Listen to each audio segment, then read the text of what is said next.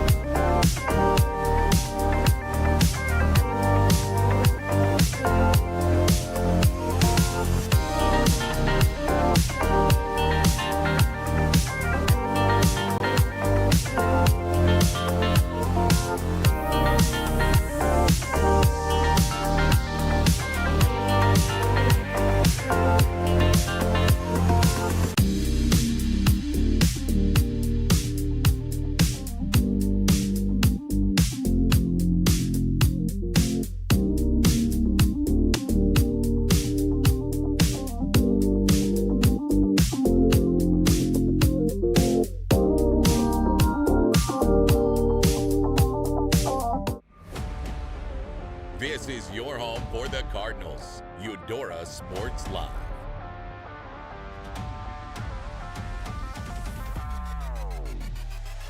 Van Dong in motion. The give is to Moody. Moody ducks down and dives in.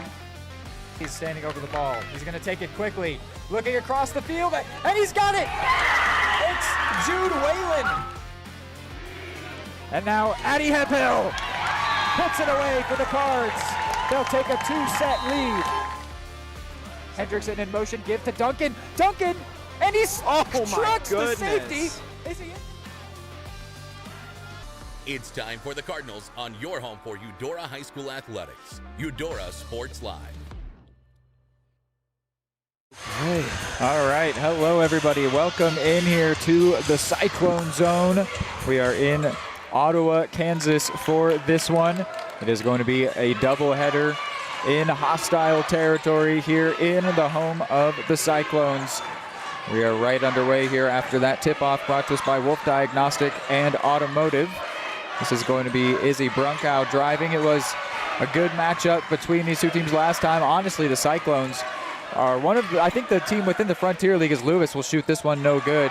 The team within the Frontier League that has given the Cardinals the best scare, the Lady Cardinals, that is this season. The Cards trailed at halftime. They didn't lead a quarter until the third quarter of that game. The Cyclones defense was doing what the Cardinals defense tends to do and made them really uncomfortable, but by the third quarter of that game, they finally grew into it and really pulled away.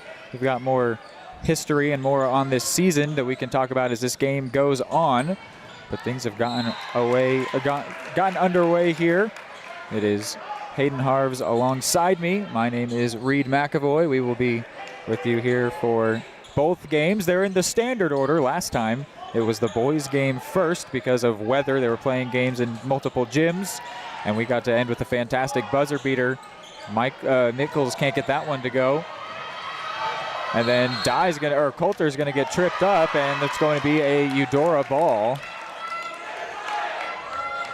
Oh no, they say student section for Ottawa is celebrating. The pet band is wrong. The pet band thinks that it was going their way, but they're ready. They're ready here for the Cyclones to create an awesome atmosphere. I mean, Reed, you don't create these kind of atmospheres waiting for calls. You know, they're getting loud in here pretty much no matter what, because when they're right, you feel it. And this will be a shooting foul. Coulter will go to the line. Jayla Coulter had an ridiculous game against the Cyclones, putting up 21 points against the Cyclones in that win for the Cardinals. She was far and away the leading scorer in that game, and she will score the first point here tonight for the Cards.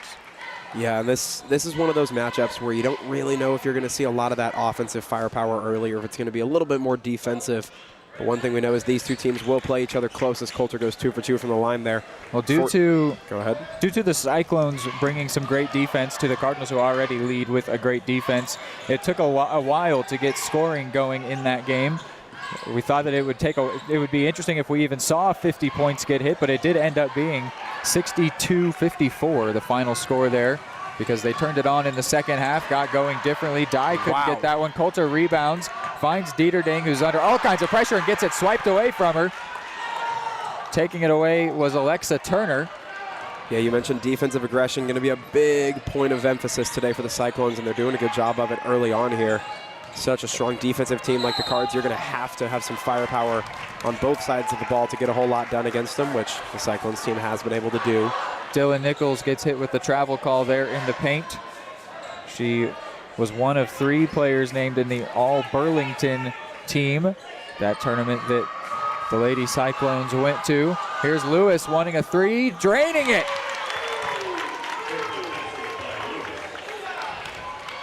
Cards get the first 5 points here in this game. But what I was going to say for that one, Hayden, it was what we've seen a lot from the Cardinals this season, where they grew into that game. They weren't great the first half. They were fantastic the second half. But recently, the Cardinals have not needed to grow into games. Is this one no good, but rebounded and put in by Kirby Evans. She gets her first couple points and the first for the Cyclones. But recently, the Cardinals have not needed to wait to grow into games. No. And so far, they've started scoring well here. We'll see what that looks like. But this is a team that gave the Cardinals a good scare, could certainly knock them off today, especially with home court advantage. But Jayla Coulter right back to doing what she did in the first game against Ottawa. Dieterding swipes the inbound away and waits for her teammates to catch up. Now finds Dye, who dribbles into the paint and gets a foul. No, a jump ball call. So it will be a Cyclones basketball. Interesting to call that one a jump ball there. I didn't see the hands on the ball, but ref standing right there. Yep. A little bit interesting. Don't think the Cards are going to complain too much about it. Playing really well here early on. But as you mentioned, this is any score here is not necessarily going to feel very safe for the Cards just because of how strong the Cyclones team can be, both executing on offense and defense. And they're pulling up from three, getting aggressive here, and Nichols, that one's going to go. That was a long two there for Nichols, but she did get it to bank in and go. Dye spins, lost the handle, giving it away. So here's that defense and also some mistakes from the offense. They can go very hand in hand, and Leah Askins-Dietrich will draw a foul. She put up 20 points in the game against the Cards. When we talk about trying to stifle the Cardinals' offense down in the paint, one of the biggest players of emphasis to do that, a lot of that power through the paint flows through Ava Dye. And if you're able to stifle that early on, you can put a little bit of a hurt on this Cards' effectiveness on offense, and they've done a good job of that so far. Dye has still been able to find space in the paint, but it's been very hard-earned for her, which is what you're going to have to do against a player of her caliber, because she'll take a little bit of space and make points out of it. Askins-Dietrich with another long two attempt for the Cyclones. That one does not go. Dieterding bounce pass, finds Lewis. Lewis drives, shoots, can't get it. And then it will find her, but she's standing out, so a Cyclones ball. So looking at this Cyclones season, they sit at 14-4. They lost, of course, to the Cards. They then lost again the next day. And so that was, they dropped only their third game and then their fourth. They have bounced back, though, with 2 wins, both being almost 30 points each. But it is interesting, they started the year 8-0. Early on, they won the 2025 Garden City Round Ball Classic, as Askins-Dietrich wants the three, can't get it. That Round Ball Classic included Tonganoxie among the teams participating. But the Cyclones came out victorious. Brunkhouse shot no good. But obviously, if they started 8-0, to be at 14-4, they've actually been on a downturn. That's 6-4 since that 8-0 start. Nichols wanted the foul call. It won't come. Oh, my goodness. And then Dieterding swipes it away. So that just tells you where the Cyclones team are at. Only won 6 of their last 10, which for them is not where they want to be. Lewis hesitates, shoots. Oh, bang. She's already hit 2 of those, has 6 points. And you're starting to get to the point where they're looking effortless. When she pulls up from 3, the technique is so consistent and she's so efficient with that shot. Looks like money pretty much every time. It was only 11 days ago when these teams met in Eudora. Askins-Dietrich gets that foul on the ground. It's another one on Lewis. That's 2 against her already. The Cards have won 5 straight to get to 13-2. Both losses have come in tournament play. Coulter and Brunkow go out. Owens and Brooks go in. Yeah, and you made a comment earlier on in this one looking at records. Part of that 5-win streak for the Cardinals includes that last win over the Cyclones. And as that one bounces off, Cyclones sit at 7-2 within the Frontier League, puts them 2nd place. Of course, behind the Cards, who are 9-0 within the league. This is Dye, wants the 3, won't get it. Brought down there by Askins-Dietrich. Oh, and Dieterding again, the defensive prowess tonight, Reed. She's been all over the place. She's got Warren driving, looking towards the basket under double pressure. Now it's Dye, she'll drive, lost the handle. Not the first time it happened, but she snags it back and scores anyway. And there will be a timeout by Coach Sherman. With the score 12-4, we'll go ahead and take a first break here. More time before you wake up in the wild. Our natural world needs us now. Step by step, side by side, together, we can find a way to ensure that all life on Earth can thrive. To learn more about how you can help protect and conserve nature, visit nature.org. Are you looking for a trusted partner in pet care? Look no further than Udora Animal Hospital, proudly serving Eudora and the surrounding area since 1975. Eudora Animal Hospital offers a wide range of services, including wellness exams, surgeries, routine vaccinations, and emergency care. I just want to thank everybody in the community for trusting us with the care of their animals, and go! Back in here, out of that timeout. Looks like we may be experiencing some stream quality issues. If that's happening, we will try and get on that immediately. Here is Natalie Price pulling up, and no good. Is it lagging? Looks good. Hands all over that ball. Whistle going to blow for a jump ball. And something that really struck me there, Reed, was composure from the Cardinals offense, even when the ball was being jolted loose and possession was changing hands down in the paint. Players like Ava Dye in particular did a good job to keep an eye on the ball and ended up resulting in points. And Dieterding going to pull up from way downtown. That one will not go. Mickle with the rebound. Looks like we are having some issues with that stream. We will try and get on that at the quarter break. We've got a minute and a half to go. Try and address those before the second quarter gets started. Dye gets a hand to the loose ball. Warren grabs it and was being knocked over by her own teammate.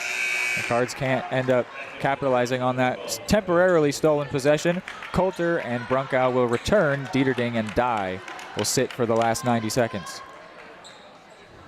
Yeah, and I really like the start here from the Cardinals. Cyclones certainly nowhere close to out of it, but Cards have shown quite a bit of explosiveness on offense, at least enough to keep these Cyclones at bay in the opening quarter. No look pass finds Evans, who gets it off the glass. Beautifully done. Just how she drew it up, I'm sure. And just like that, you draw much closer. If they're able to get a stop on defense and grab some more points, they could bring this one within a possession at the quarter break. And Evans will swipe that one away. Here's Askins Dietrich.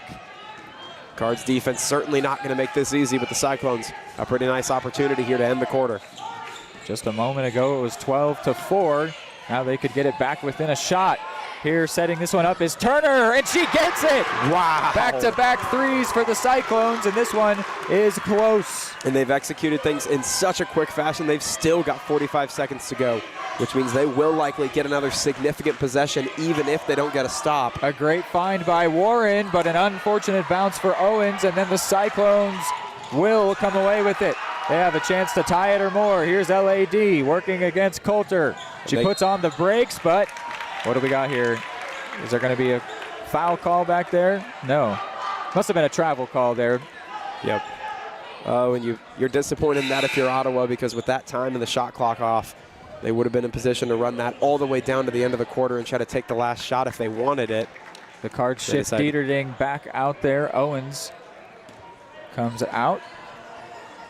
Maybe she could get a last second shot here to end the quarter. See the benefit to the slight mismanagement there by the Cyclones in the situation. Gives the Cards an opportunity to extend that lead back out again here. Here is Dieterding with 5 on the clock. No good, and then it hits up off the shot clock out of bounds. So the Cyclones will have 3.4 to try and make something. We'll see. Inbound going to be important.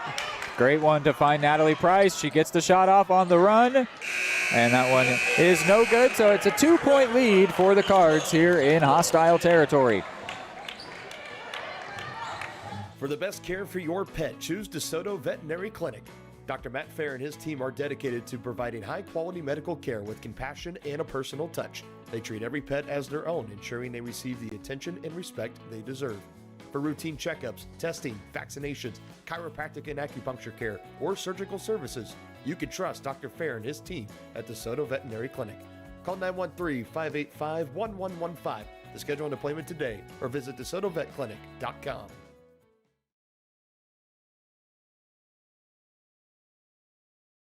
Are you looking for a truck?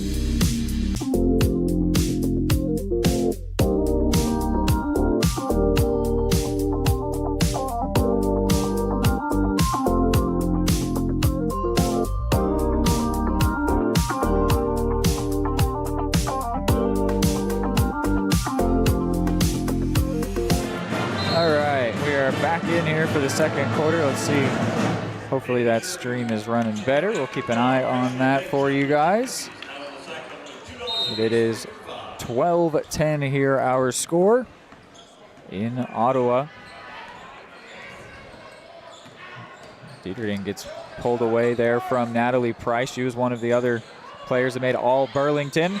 Wow. Just like Dylan Nichols, who gets the first couple points of our second quarter. And that makes 8 unanswered now for the Cyclones. 12-4, stormed all the way back to 12-12. Cards going to want to do all they can to try to push the gap right back out. Cyclones have gotten hot in the last couple of minutes here, though. In the corner, Lewis, the freshman, drains her. Correct me if I'm wrong, but I believe it's only her third attempt at it, too. Feels at least sure, as if but she's from range tonight. Got 9 points on the game. He's giving the Cardinals the lead right back. Here's Nichols watching her teammates move around. 15 on the shot clock. This is Walters and now Natalie Price. Price will drive, shoot, and wow, unlucky there. Dieterding brings it down quickly. Finds Coulter, who has 2 in front of her, but she's going to go herself and will draw a shooting foul. Yeah, we know the Cyclones are comfortable shooting from 3, but if I'm the Cards defense, that's the kind of situation I want to try to put them in. At least defensively, you want to try to avoid giving them those layups, want to avoid letting them get into the paint without a whole lot of fight, because that's been a big catalyst in allowing them to pull this one in closer, as the first one goes no good for Coulter. Second one. It certainly does feel like the Cardinals, at least to me, are the stronger team here through just over a quarter, but they are far from out of the woods. These Cyclones are hanging around, and we saw just last week that a team can hang with the Cardinals for as many as 3.5 quarters. It just comes down to finishing the job against them, which has been the tough part. Nichols spins in the paint, puts it up, no good. Loose ball, Cards come away with it. Dieterding has her eyes on Coulter, finds her in a 1v2. She goes up, high off the glass, no good, but it'll stay a Cardinals ball after Dieterding made a great play. The Cyclones do not like it. Coach Sherman especially unhappy with the decision. It did kind of look to the naked eye like Dieterding must have touched it last if she poked it out like that. But that is not what the referee calls, and so the Cardinals get the ball. Can Dieterding make them pay? She sure can. Cyclones fans will not like that one. Dieterding's first points of the night. Nicely done, and that's going to be a big swing for points. Just looking at it from the Cyclones' perspective, you're looking at it as 3 points you shouldn't have given up. And that's 3 more points that's helping these Cards get that much more momentum and get rolling. And trying to stifle a crowd in an environment like this, that matters quite a bit. Apologies again. Messy play from both teams because of the great defense. Neither team feels extremely comfortable with the ball in their hands for more than a second. They want to get it to another teammate, move it around, get a shot. Oh, a travel call there on Coulter. Takes that possession away from Eudora, but we've seen both teams try and force the ball, and it's led to some mistakes. But it's happening both ways, so somewhat even thus far. Yeah, you can kind of call it a wash when we've seen it from both sides as much as we have so far tonight. And Lewis tips it and is able to corral it. She's got 2 defenders chasing her, and she will score. Nice hesitation on the jump there to put it in. That's her first 2 pointers into double digits, has 11. LAD with the mid-range, no good. And it will stay in Ottawa possession. And the Cards defense have done a better job here so far in the second quarter at keeping the paint muddied up a bit, keeping those pass lanes clogged up and making it difficult on the Cyclones to move the ball around into favorable positions in the paint. Still been able to do it, as you see there, but they're making it harder to result in points for sure. Dye snagged that one very well against Nichols, who has the height advantage. Dieterding wants another 3, and that's exactly what she'll get. And that's going to induce another timeout from Coach Sherman.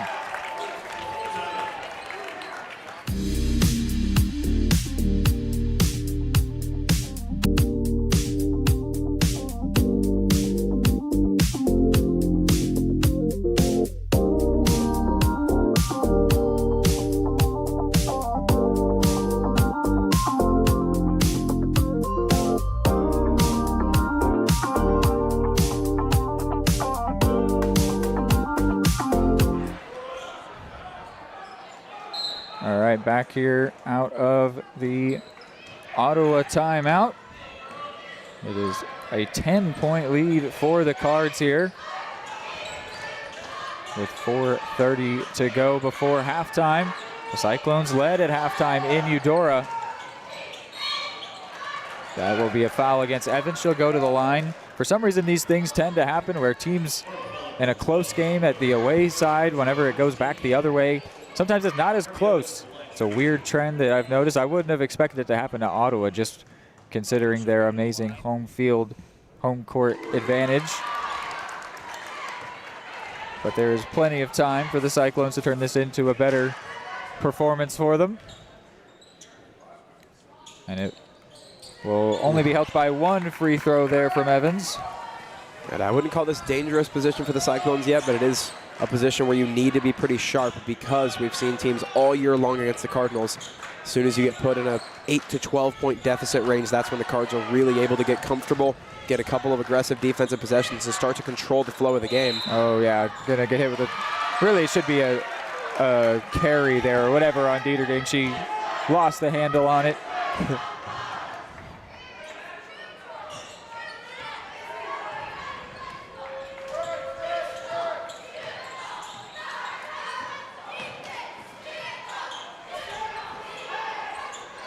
Here is KK Walters now into the corner. Driving there was Kirby Evans. The putback also no good. Dye had it for a second. Nichols swiped it back. Then Coulter denies that shot. And the Cardinals will come away with it for now. Oh my goodness. Wow. Brunkow catches that pass from Evans. Yes, from Coulter. And Coulter sinks it. From Lewis, who was falling out of bounds, and the Cardinals do turn it into points. Lewis was falling out of bounds, threw a hook shot to the other side boundary, where Izzy Brunkow looked like it was going to get poked out of bounds. She manages to catch it while leaning out of bounds and stay on her 2 feet. And then it did turn into points for Eudora. Nichols, that'll be the clearest jump ball you'll see, and that will go to Eudora. They will send back in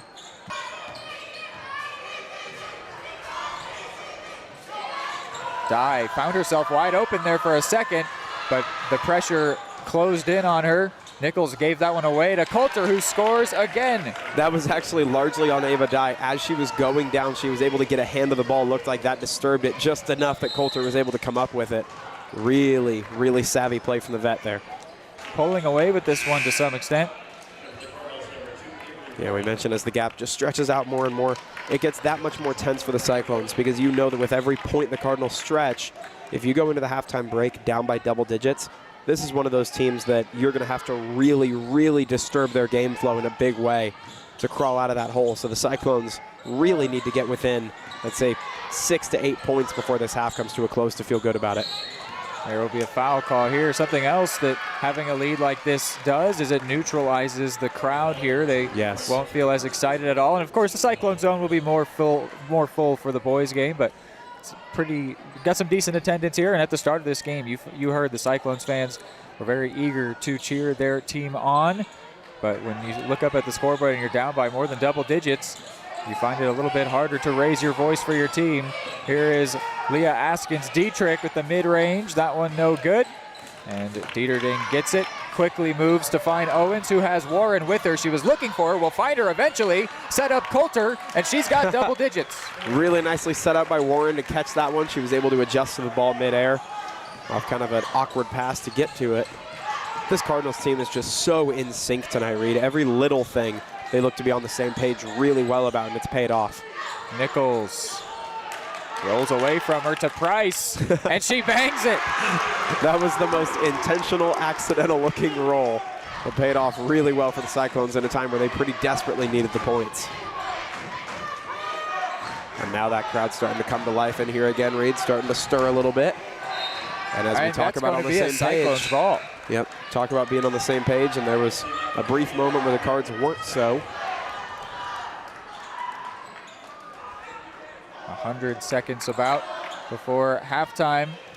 Cardinals will not trail at halftime, dare I say, as they did back at home only 11 days ago. Kirby Evans connects with Walters. This is, excuse me, that was Alexa Turner. Now this is Askins-Dietrich. 10 on the shot clock. Natalie Price finds some room. No good, grabs her own shot. Now Askins-Dietrich steps back for three and gets it. The shot there that missed from Price turned into a very fortunate situation, and Askins-Dietrich drained it. Yeah, it absolutely did, and this is, again, a critical juncture here for the Cyclones where I told you just a minute ago, Reed, that the Cyclones would want to get a lot more points going into half to feel good about it. And just like that, they start waking up. Warren couldn't get the shot there near to the basket. So here's Price against Dieterding, now LAD. This All one out alone. for Turner. She drained one before, but did not get this one. Comes back though for Oh, Mickle, and she dropped and then it. Warren steals that one. She has Dieterding in support, slows things down, and there will be a timeout taken by Coach Parker. That ball was juggled in Cyclone possession about 3 times. It was a free possession for the Cardinals, but Coach Parker did feel better about his timeout. Go ahead and keep you here with 27.2 to go before halftime. Won't keep harping on it, but again, sorry about the stream issues here. We'll try and get that fixed in the halftime break. But for now, we've got it as it is with the score 30-21. The Cards up on top, and they're on pace to get 60 points, which is what they did a little bit more. They got 62 in that first game against the Cyclones. Interesting how this one is started. I mean, it was a close game in Eudora, so you figured this one would likely be close to, or maybe even the Cyclones on top, because they're such a strong team. 14 wins on the season, but they are behind right now. They've brought it back though, and with so much time left, anything less than 20 is going to be something that you could evaporate just like that. For sure. This lead was only 15, or was already 15 a little bit ago, and it's down to 9. So certainly the Cyclones still within reach, absolutely, especially a team of their quality, but the Cards will feel pretty good about the breathing room they've been able to create here. There's going to be 10 on the shot clock as driving there was Coulter, picks it up, shoots, and is that going to be a shooting foul? It will. She'll go to the line where she is 3 of 4. Yeah, it feels a little bit silly almost to talk about the 9-point gap the Cardinals have as something small or something that is almost shrinking, because they did have, as you said, a 15-point gap. 9 points is still 9 points. It is still very much so wiggle room, and very much so enough for them to feel somewhat comfortable. And as you said, it's done a good job keeping the crowd neutralized a little bit. And Coulter will sink that second one.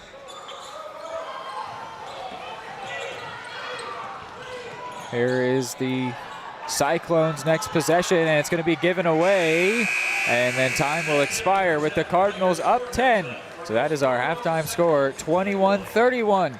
Cardinals lead here on the road.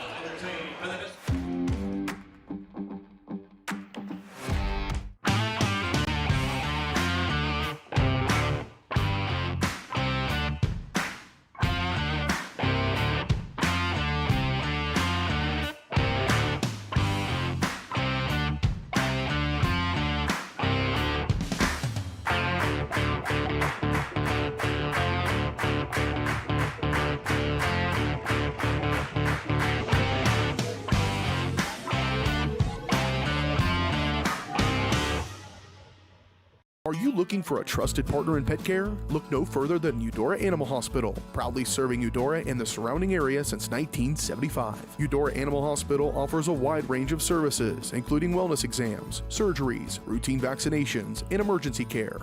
I just want to thank everybody in the community for trusting us with the care of their animals, and go Cards! Schedule an appointment by calling 785-542-3265 or visit eudoravet.com. At Fort Scott Community College, we understand that a scary part of figuring out your future isn't only answering the question, what should I do, but where do I belong? Maybe you belong here, studying animal science or learning about farm and ranch management. Maybe you belong here as part of Hounds Hoops on the hardwood. I don't know where you've been or where you're headed, but I know we're saving a spot for you because you belong at Fort Scott Community College. More time before you wake up in the wild.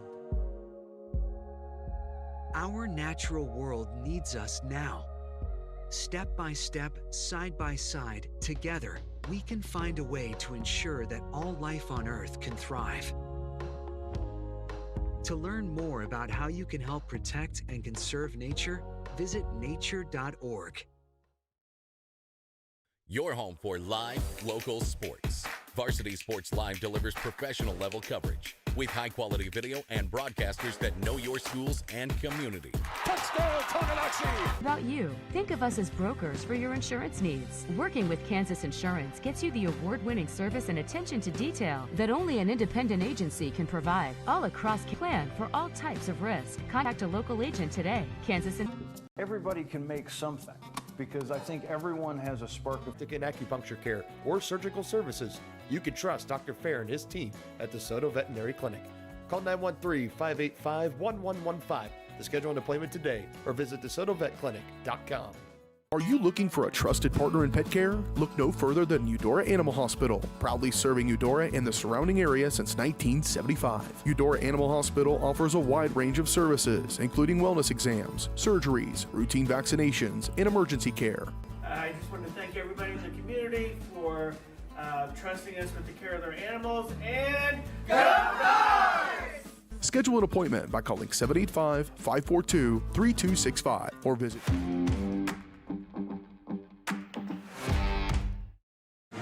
All right, welcome in here. Want to give a thank you to the people here at Ottawa. We have got connected to their Wi-Fi, and it's doing much, much better. So I think the second half should hopefully, fingers crossed, be a smoother experience for you guys. So we can get going here. A quick little halftime show brought to us by Attic Storage of Eudora. We've got about 3 minutes before that second half tip. Attic offers climate-controlled units, RV, and vehicle storage, plus clean, move-in ready spaces. They are a veteran-owned, community-focused business that features monitored 24/7 access with friendly online managers. You can rent, friendly on-site managers. You can rent, reserve, and pay online anytime at attic-storage.com. So Hayden, it's 31-21, the Cardinals lead. It was an interesting first half there. It was messy for a while, but you look up, it's like always, you look up, and these Lady Cardinals have got a good lead, and they have scored at a good rate in this game. What did you see in that first half quickly here, since we've only got a couple minutes? Yeah, I mean, it didn't take them long. They may have looked less than themselves for all of just a couple of minutes, but in typical Cardinals fashion, they recovered from it very, very quickly. The Cyclones team does not look out of it by any means. They've shown flashes of being really effective on offense and defense, and they've been able to muddy the paint a little bit, make the Cards have to work to get points. But ultimately, shooting from three has been a lot of the difference. The Cyclones have not been afraid to try it. They've tried it plenty. The difference is Peyton Lewis and Brent Dieterding have both been awesome tonight from three. Jayla Coulter's got one. It's just, that's what's made tonight tough for the Cyclones so far, and they're going to have to make some of that happen in the second half to draw closer. So Cardinals do look stronger, which, as you mentioned, a little bit funny coming into the Cyclones' house and looking better than they did at home in some cases, but we got a close and fun one here, but the Cards look strong per usual. Yeah, this third quarter I think is going to be really big. You know, the fans that are going to be here for the boys game, they'll start funneling in here for the Cyclones. Yep. If those Lady Cyclones can get going on a run, if they end the third quarter close or win the third quarter perhaps, I think that there's a real opportunity for them to get back into this one, and so the Cardinals need to do a good job to suppress that. Their defense has been great. I have no reason to doubt that it's possible. Just saying there is an opportunity here for the Cyclones at home. We've got about a minute to go. We will get you into one last break and then get going on the second half.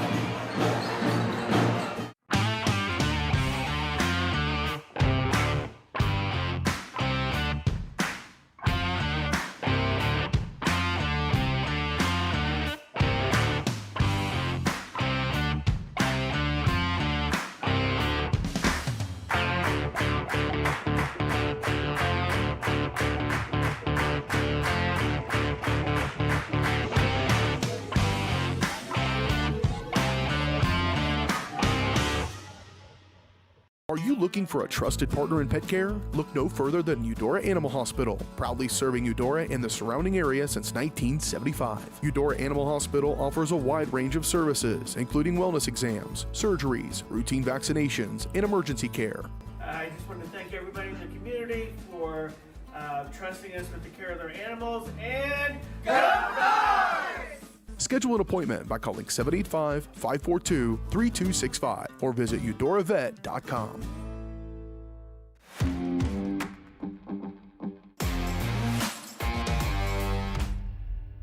All righty, second half action here, third quarter. Cyclones will begin with the ball. Hopefully we've got smooth sailing stream-wise and game-wise here. This will be Evans driving in there. She rebounds her shot. She thought that she knew where Askins Dietrich was standing, but gave that one away to Brunkow, who says, thanks, I guess I'll take this one. Right. And she so I'm not going to complain about it. Will slow things down for the Cards. That might be an approach to this second half with the double-digit lead that they've got. Yeah, slowing it down doesn't necessarily mean we're going to stop trying to score points, but it means you can level the urgency a bit. Cyclones beautifully done defensively there. The messiness, though, is right back as Askins Dietrich somehow can't get that one to drop. There will be a foul, though, on the floor. But, again, there was a loose pass. Brunkow had to fire it behind her back to try and keep it in. Ends up giving it away. No fault to her. It's just that has been characteristic of this game. Both teams have been doing it. Yep. And that's something you really don't see much from the Cardinals. They tend to force that on their opponent exclusively. Nichols turns in the paint. No good. Lewis rebounds. The foul was called there on the floor against Ava Dye. Here's Brunkow all by herself. She'll drive against Askins Dietrich. Can't get it. Nichols uses that 6'1" frame to rebound the ball. Really speaks to just how competent this Ottawa Cyclones defense is, that they are forcing mistakes from the Cardinals that they rarely ever make. As you mentioned, it's usually exclusive that the Cardinals force those and don't commit any themselves. Hardly any at all, at least. And it has been happening quite a bit tonight. Dietrich can't get that one. Price rebounds. She's also dangerous with the ball in her hands, but can't get that to go. Coulter creates a loose ball. Nichols falls on it. Bounce pass on her back. And there will be a shooting foul here for the Cyclones, the first foul of the second half. Will send to the line Alexa Turner. In all fairness, there was a sequence like that in the second quarter that played out in the Cards' favor after all the madness, so chalk it up to fairness in a game. And you were right, Reed. Crowd is starting to fill up here. Fans really starting to flow in en masse. You can see that Cyclone zone right on your screen. It will become even more full and more electric for the boys game, but they've brought some good energy here. They're just waiting for something from the girls to get them further into this game, give them some excitement. Dieterding slow, wanting things to move slowly, but then finds Coulter in a lot of space, so they're going to go ahead and move it quickly, and Dieterding passes that one up into the corner. Ava Dye couldn't get it, and looked blast off Nichols. Yeah, that's how they'll call it. Yep. So they broke out kind of emphatically. Was like, hey, that wasn't me. The official concurs. The freshman puts that one up no good, brought down by Kirby Evans. Evans had a big game in the first matchup with the Cards. This one's going to be Askins Dietrich with a great team basket there. She's up to 5 points. Evans had 12 points before she fouled out in that game against the Cards, which was a big loss for the Cyclones in that fourth quarter. But she is contributing well thus far, has 6 points, and is not in foul trouble at this point. Here is Bryn Dieterding for 3. She gets it. Sinks it. Last week had some really nice games, nice efforts shooting from 3, and you'd mentioned that Bryn Dieterding hadn't necessarily had the season of her standards shooting from range, and she's been much better this last week or two, while adding in a lot more defensive prowess than we saw in that first season. LAD couldn't get that one to go. Nichols can't get the rebound, goes down hard. Here is Ava Dye, not going to rush things. Dieterding, though, won't pass up that chance. She's got 11. Make it 12. And there will be a timeout taken by Coach Sherman. Go ahead and keep you here and discuss this start to the third quarter. I said it was an opportunity, Hayden, for the Cyclones, but it feels like right now it's not going anywhere for them. That's the first time that the Cardinals have built on their lead. The Cyclones had kept it right at that 10-point gap, but now it's up to 13 with this timeout. How has it started here? What have you seen? What might the Cyclones try to change? What do the Cardinals try to keep doing? Yeah, I mean, the Cards, we mentioned in the halftime break, the Cardinals were shooting well from 3, and that was something they've been strong at in the first half. Looking back at it, they've leaned into it even more so far in the third quarter, and it's worked really, really well. Bryn Dieterding alone has drained 2 beautiful 3s. The Cyclones have just been a little bit sloppy to me. They've missed some shots. They've had some mistakes that they know they're capable. They know they shouldn't be making. and this is just a team that you can't turn the ball over against. So for the rest of this third quarter, I think the Cyclones are going to have to prioritize controlling the ball and keeping it safe and scoring points with those opportunities, because offensively, they can run with the Cards here. It's just a matter of not shooting themselves in the foot along the way. Yeah, I like that. For the Cyclones, I mean, they have proven that they are dangerous from three, not just in this quarter, in this game, in this season. But I like that idea of trying to hold on to it, trying to feel comfortable about your shots. But many a team have done that against the Cards and found that it is just not a safe route to go. So maybe they do need to keep pulling up from three, but if so, if that's going to happen, that's fine. They just need to really fight for those rebounds, which I have seen from them, but just continue to do that every single time. Try and get those loose balls, because you're going to miss some of those threes, so try and hold on to every single opportunity. Going to be very important as this game starts to wind towards its conclusion. Natalie Price hands it off to Turner. She is trying to slow it down here, make sure her offense is being intentional with how it moves, but then Price forces one into triple coverage. That was never really going to connect with Nichols when she had three defenders standing by her. Lewis stops, shoots, no good, and Askins Dietrich pulls away with it. She sees Price all by herself, finds her beautifully, and she scores. Nicely what a fantastic pass. Yeah, and I don't want to raise any urgency here, but if you're the Cyclones, I really think they need to treat this third quarter almost like an end-of-game situation, not in terms of their play calling, but their urgency. You want to be as close as possible in the fourth, because this is a Cards team that'll be dangerous with a double-digit lead in the fourth quarter. Cyclones starting to heat up a bit defensively here. Now just comes the task of capitalizing on offense. Yeah, Dylan Nichols' role will be really big in the rebound side of things, and that is another giveaway there, just a bad pass. No other way to put it, but the Cardinals will commit a travel and give the ball back to Ottawa. Something you don't want to do if you're the Cardinals either, when you're able to get those free possessions in a game where you're up by 11 points and you want to do all you can to hold on to it. Yeah, if nothing you never else, want to give away cheaply that way. If nothing else, you'd like to take time with every possession, and of course then also add some points. Yeah, last thing you want to do is give away possession 3 seconds into getting it. Price thought she might pull up there, but no, wanting to be intentional, that was the word. Be meticulous, make sure they have a plan with how they're moving the ball against this great Cardinals D. Nichols was a decent shot opportunity but couldn't get it, and the Cards rebound. Here is Dieterding, finds Coulter, passes across to Brunkow, who slows it down and sees Lewis. Die against three defenders. Triple coverage, no matter, and a small smile cracked on the way up for Ava Dye. Not going to celebrate too much, but a really impressive shot there. Only has 4 in the game, but she's played a great role. She only put up 6 in the first game against the Cyclones. Again, it was Jayla Coulter that really did all the scoring for the Cards in that one. Askins Dietrich will draw a shooting foul to the line. She will go.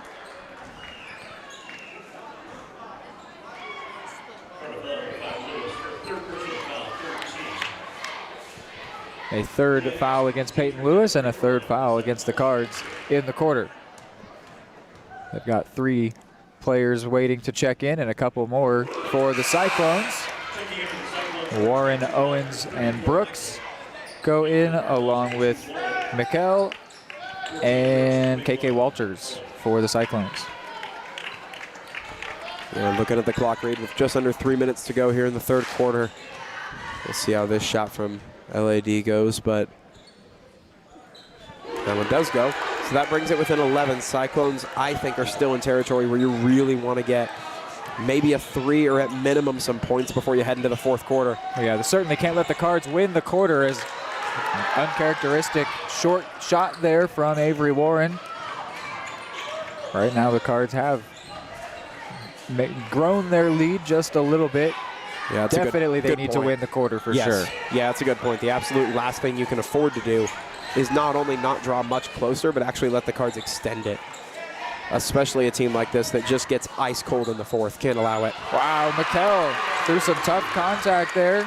Gets her first points off the bench. She contributed 7 off the bench against the Cards the first time. And just like that, they reel it back within single digits. Cards, ball movement going to be important here. Miscommunication there, but the Cards maintained it, and now this jump ball. Brooks fighting really hard to keep that one. 2 to go before the fourth. Cyclones would like to make another stop and make more progress on that deficit as the arena here has started to fill in. Yeah, I think if they can get within, if they're within 6. No good that time, and the loose ball will still go the Cyclones' way. Yeah, that 3 miss from Dieterding is a massive let-off for the Cyclones. If she sinks that one, you're looking at a massive uphill battle just to get within, say, 8 points. And I think if the Cyclones are within 7 to 8 going into the fourth quarter, it is very much a game. Anything beyond that, the Cards are going to feel pretty comfortable going into it. They'll comfy in the fourth, pretty much regardless. You want to do all you can to disrupt it. No good, and then Evans didn't jump. She was in a great position for the rebound, but basically let Dye take it for free because she didn't leave her feet. Bounce pass, or excuse me, the lob pass finds Dye and she'll score. So Cards doing exactly what they need to do here, doing a really good job of capitalizing and stretching out the gap a little bit and keeping the Cyclones on the ropes where they've got to feel like, man, what else are we supposed to do? We're able to get points, pull it in a little closer, and then almost immediately following, the Cards just put it right back where the gap was. And that's been a theme of this whole season, but the Cyclones have been one of those teams that at points in the last game were able to disrupt that. So we thought that maybe they could do the same here, but right now they're just kind of keeping things where it is instead of actually making any progress. 1 on the shot clock. They won't get it off, or will they? Wow. They will let that one stand. They did. KK Walters rolls that one in. It was a good finish, too. Beautiful shot, yeah. Dieterding moves quickly. Can't, though, get that one to go, and it will be a Cyclones ball. So Cyclones get the score, and now they're going to have an opportunity to reel in. If you're able to score here, a 3 is ideal, but really, shot clock won't be much of a factor. Ideally, you just want to walk the clock down low and get points. That's the main objective here. Even if they miss the last shot, assuming they take the final shot of the quarter, they can still lock in the fact they've made a little bit of progress here. Yep. Just take clock off. Last thing you want to do is let the Cards get a shot to extend late. This is Price. It goes off the foot of Dye. Cards will get a chance. Brooks, eyes down court, finds Dye. She'll move quickly, being chased down. Jump, shoot, scores! And the worst case scenario for the Cyclones happens. The Cardinals starting to look like their fourth quarter selves here. So the Cards do grow their lead just by 1. They're up by 11. Work to do for the Cyclones here if they're going to come back in the fourth. Charlie was born at LMH. We had a great team of nurses. Not only did they check in on us regularly, they always asked if we had questions, always made sure that we understood what was going on. I cannot say enough wonderful things about the labor and delivery, family birthing, and mother baby care team at LMH Health. We had to put our entire trust into their hands, and just everyone was so friendly and so supportive. Are you looking for a trusted partner in pet care? Look no further than Eudora Animal Hospital, proudly serving Eudora and the surrounding area since 1975. Eudora Animal Hospital offers a wide range of services, including wellness exams, surgeries, routine vaccinations, and emergency care.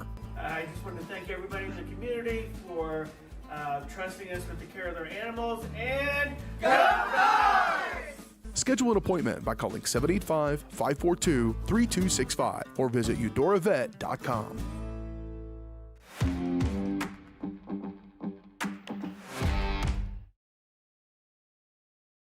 All right, back in here for the fourth quarter. It is getting loud here in the Ottawa Cyclones gym. Their pep band in full voice, their Cyclone zone, their student section filling out at this point. But they are looking at their girls team down by 11 against the best team in the Frontier League right now. The Cards looking to get a 10th victory within Frontier League play. So they will just try and be the great defensive team that they are. Chip in some good offensive play as Dye will slap that one away. But then the Cards quickly give it back. We've seen some of that in this game, less in the second half than the first, but still present here in the beginning of this fourth quarter. Askins Dietrich nearly gets the and one. She'll go to the line, where I believe she is 2 of 2. That's correct. Yeah, you can tell Coach Parker over on the Cards sideline isn't necessarily stoked on plays like that. Again, the Cards team up by enough. You'd hope that when you're able to get possession, they're able to at least run a little bit of the clock off, control the ball, but Cyclones defense have done a good job of clouding the passing lanes enough to get some possessions back tonight. Really haven't had many fouls in this game. No, we've not seen either team get into the bonus.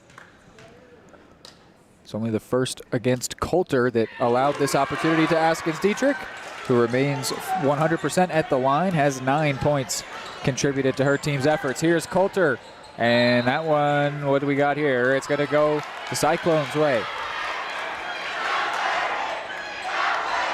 Coulter and Dieterding both with 12, Peyton Lewis with 11, and Ava Dye contributing 8. In fact, those are the only scorers for the Cards, at least according to my sheet. That's 4 different names that have scored for the Cards, and they've each contributed a decent amount. This one given away to the Cards, and with more and more time ticking away, those get more and more costly for the Cyclones. Yeah, each and every one of those is feeling heavier and heavier at this point because they're close, but this gap is only manageable when you're making progress. Just sitting. What an effort by Dye, but couldn't drop it, and it will go back the way of the home team. Yeah, we're at a juncture here where they need points. It can even be 2, but you need to start scoring consistently. Can't be just letting these possessions come up empty over and over because time is running low enough. You don't want to just run this one down to the last minute or so. Ideally, you want to be putting pressure on the Cardinals for the last few minutes of this quarter. We haven't even really seen them try for a three in a while. That was working for them well at some points in this game. No, the Cards are so devastating in the paint. That's where all the possessions are being lost. And that's where Cards make most of their turnovers, is when you're trying to pass the ball to get close to the basket. Maybe we'll see them pull up 4 on the shot clock. They need to do something soon. Price will back up and go for 3, and wasn't so bad, but it didn't drop. They'll set it back to Price. Bounces it, and they will score by way of Alexa Turner. Yeah, nicely done. They did a better job with ball control on that possession. Cardinals are going to stay fairly aggressive on offense, just pushing forward to keep that pressure on.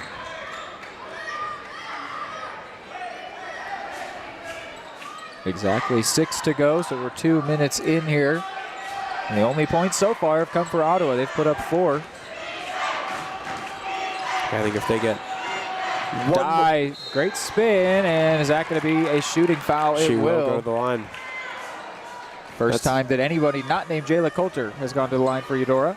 That's a big moment, because I'd say if the Cards wouldn't have scored on this possession and the Cyclones could get one more score, you'd officially be in close game territory as far as putting pressure on, but the Cards will have an opportunity to grab points, although the first one for Dye does not go.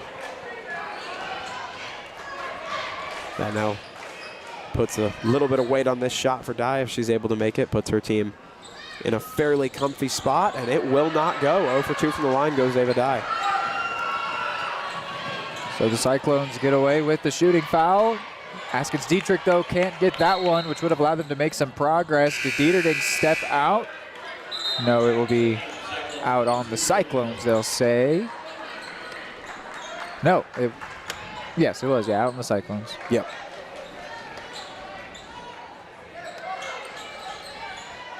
The press at this point from Ottawa, they're feeling the urgency. 5.5 minutes, still quite a while to run this press. Kind of man pressure defense consistently. No doubt they are capable of it, but late in the game when you've been running around all day long already, that's a tough ask. But Cyclones kind of left with no other option here in the deficit. Lewis couldn't get that one to drop.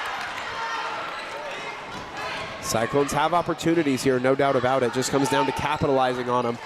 But the Cards defense is flying. Oh, what a finish by Askins Dietrich. She's got 11 in this game, and still only the Cyclones have scored in this quarter. At this point, they've put up 6. The Cardinals still blanked. And the Cards are staring down the barrel of possibly a dry first half to the fourth quarter. They could go 4. They've already gone 3 whole minutes without scoring a point. Dye trying to fix that, and that's what she'll do. She will. And there will be a timeout taken here. Go ahead and discuss what's going on here, because this is I'm seeing what I was calling for. It's a little later than I asked for, but was saying that the Cyclones, they would need to get something going for the sake of the crowd. And the crowd they're ready for the next game, so they're already excited right now at this point. But going on a great run like that, it's big that Dye was able to get that one just to get something for the Cards, rebuild a bit of their lead, because they were looking up and seeing, hey, they're getting kind of close. And the difference between 5 and 7 is fairly significant just in terms of possessions. I mean, that makes it a 3-possession game, and that's a pretty deep 3-possession game. So yes, that was a big make for Mavidai in that spot, for sure. There will be 4:40 to go, and the Cyclones ball. Be interesting to see how this one continues to go. I think rebounds are still going to be huge. Will fouls start to play a factor? We've only got 1 apiece so far, so I really don't expect it to. But it could if the Cyclones start to feel they need to get aggressive, and especially if they go on another run like that, which it was sort of quiet that they were going on that run, just because it was through the run of play. It wasn't immediate basket after basket after basket, but it did add up to a 6-0 run to start this quarter.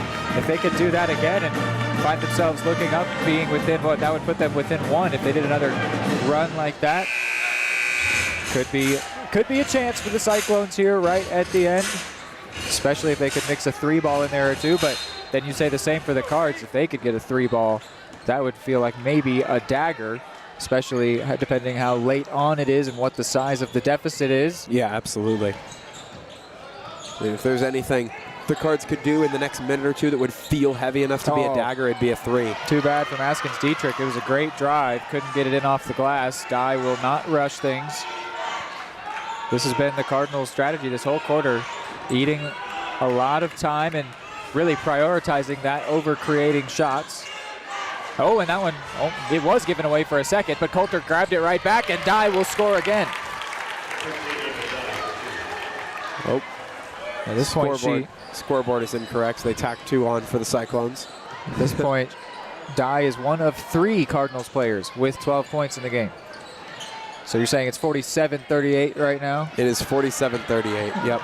Looks like they're working on that. There you go. Nichols couldn't get that to go, which would have made the scoreboard correct. And now they got it fixed. I looked up and went, hold on. More of that home field advantage.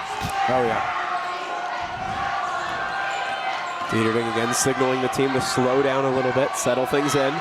But she found a seam there and couldn't pass up that opportunity. So now the Cards have done what they do so well over and over, put themselves in a spot where they're up by double digits in the dying minutes of this game, and they've put all the pressure in the world on the Cyclones to try to dig themselves out of a hole that's got to feel 10 feet deep at this point.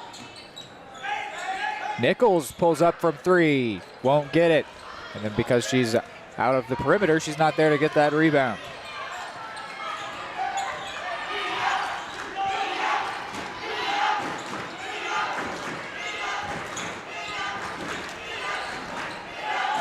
Coulter, couldn't get the left-handed layup to go.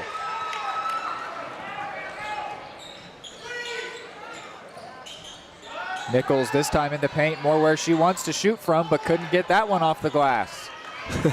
And every time Dietrich has caught a rebound, she's almost made a point to stop in the key on the opposing side, just to give everyone time. There's no big hurry for them here. Helps cut down on those mistakes when you're passing the ball. Just you let all your teammates get into position so they feel comfortable running whatever plays you want or moving however you want to be moving at this point. Coulter into the corner for Dieterding. She hits it. That's got to feel like that could do it. Absolutely. And it couldn't have come at a better time and from a better player on the night Bryn Dieterding has had, especially this second half shooting from 3. She's had a couple of really, really nice ones from more center line to the basket. She has tallied 17 at this point.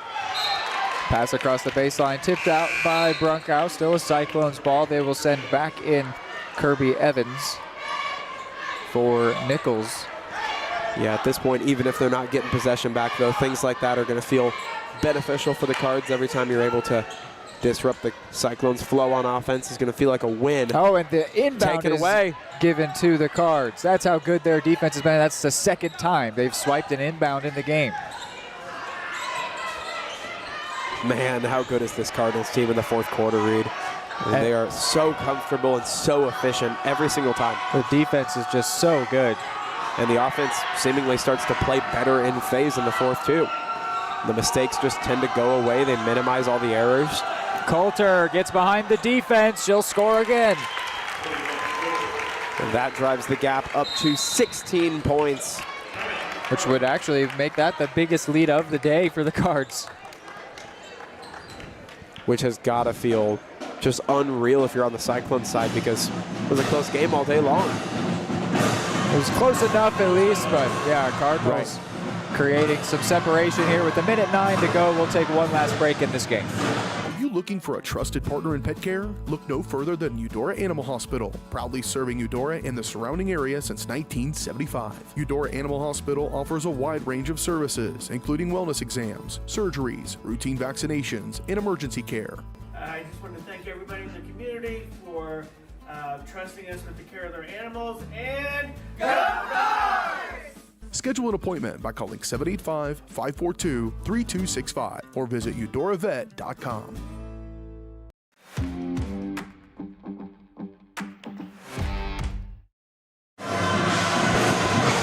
A 1:09 to go in this one.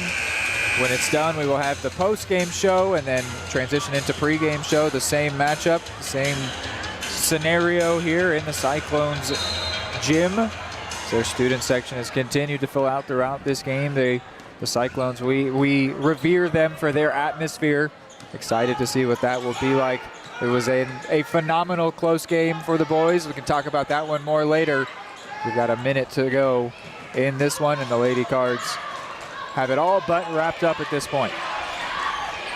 Yeah, and they look pretty close on their way to putting a bow on it and wrapping this one up all the way, as we're now running up on under 40 seconds to go in this one. Dieterding doing the same thing she's done all fourth quarter, just settling things down and not turning the ball over, which is something the Cards have just been amazing at all year. Pass all the way across to Warren. 7 on the shot clock. They do need to get one off soon, but they're not going to force it until the last second. So now die into the corner for Warren, who can't get it. So the shot clock violation turns that over to Ottawa. How cool would it have been if that shot from Warren would have gone in? I thought it was. It seemed like it had that trajectory on it. Yeah, it looked like it for a moment. This will likely be our last possession, or maybe second to last of the day. Depends how aggressive this Cards defense wants to get. Askins Dietrich will take the last shot of the game. It will not go, and that will be our final score. 54-38. The Lady Cards win a 6th straight game, and they do get a 10th victory within the Frontier League. They sweep the Cyclones in the regular season. We'll go ahead and take a break. When we're back, we will analyze this one and then transition to pregame on this doubleheader.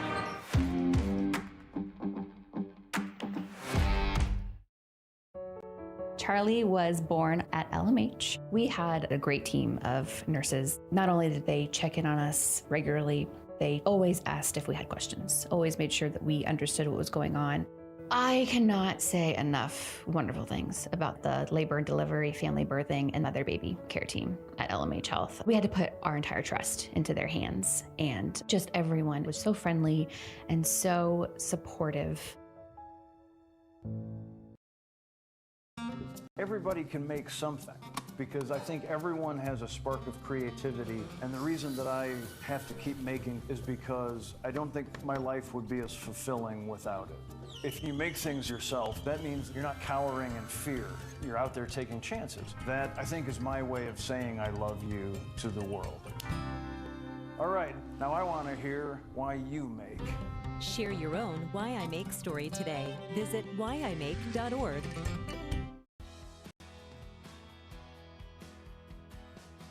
I used to drive an ambulance as an EMT, and I've always tried to be a safe driver. If people knew what I know, lives could be saved.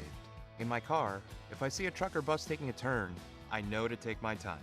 When big vehicles turn right, they may swing wide to make the turn. If you try to sneak in, well, it's a lesson you'd rather not learn the hard way.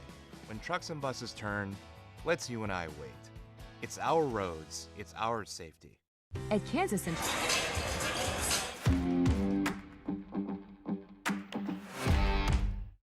All right, welcome in here, Eudora Animal Hospital Postgame Show. For 40 years, Eudora Animal Hospital has been caring for pets and livestock with fair pricing, trusted service, and compassionate care.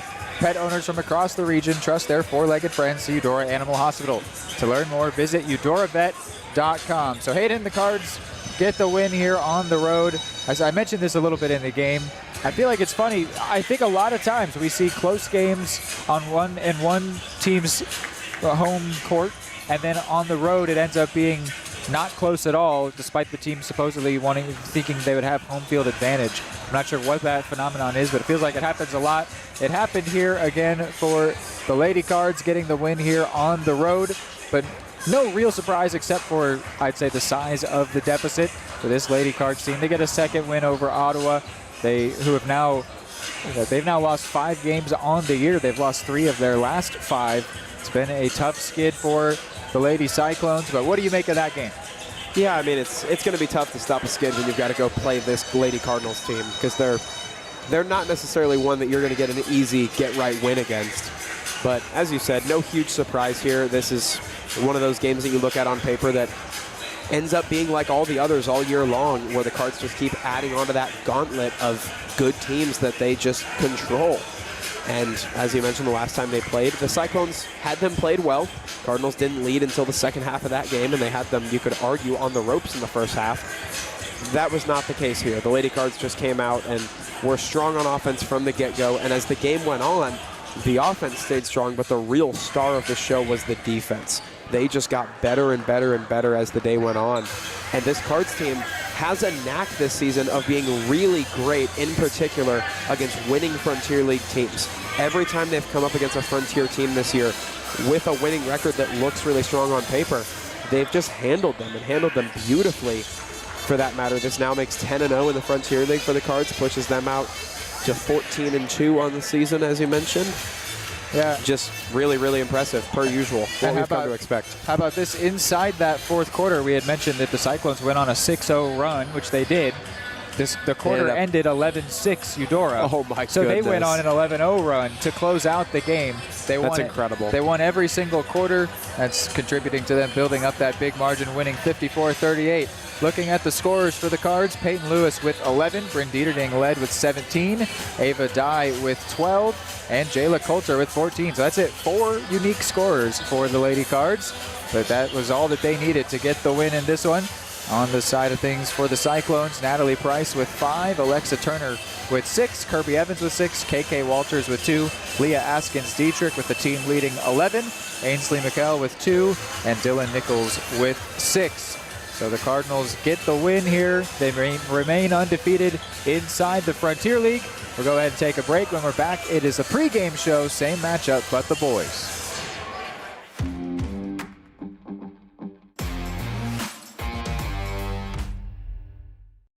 At Kansas Insurance, we know one size doesn't fit all. In fact, our whole mindset is based on customized policies for you and your families. We're local, and we do what we do because we care about you. Think of us as brokers for your insurance needs. Working with Kansas Insurance gets you the award-winning service and attention to detail that only an independent agency can provide. All across Kansas, we're here to help you manage and plan for all types of risk. Contact a local agent today. Kansas Insurance. Local, independent, serving. At Fort Scott Community College, we understand that a scary part of figuring out your future isn't only answering the question, what should I do, but where do I belong? Maybe you belong here, preparing for a career in healthcare as part of Fort Scott Community College's nursing program. Or maybe you belong on stage as part of the Hounds band or theater department. I don't know where you've been or where you're headed, but I know we're saving a spot for you because you belong at Fort Scott Community College. Are you looking for a trusted partner in pet care? Look no further than Udora Animal Hospital, proudly serving Udora and the surrounding area since 1975. Udora Animal Hospital offers a wide range of services, including wellness exams, surgeries, routine vaccinations, and emergency care. I just want to thank everybody in the community for trusting us with the care of their animals, and go Cards! Schedule an appointment by calling 785-542-3265 or visit Udoravet.com.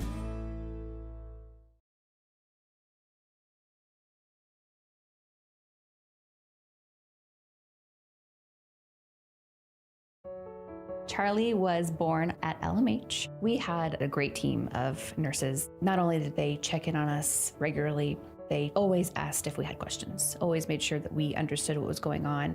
I cannot say enough wonderful things about the labor and delivery, family birthing, and mother baby care team at LMH Health. We had to put our entire trust into their hands, and just everyone was so friendly and so supportive. For the best care for your pet, choose DeSoto Veterinary Clinic.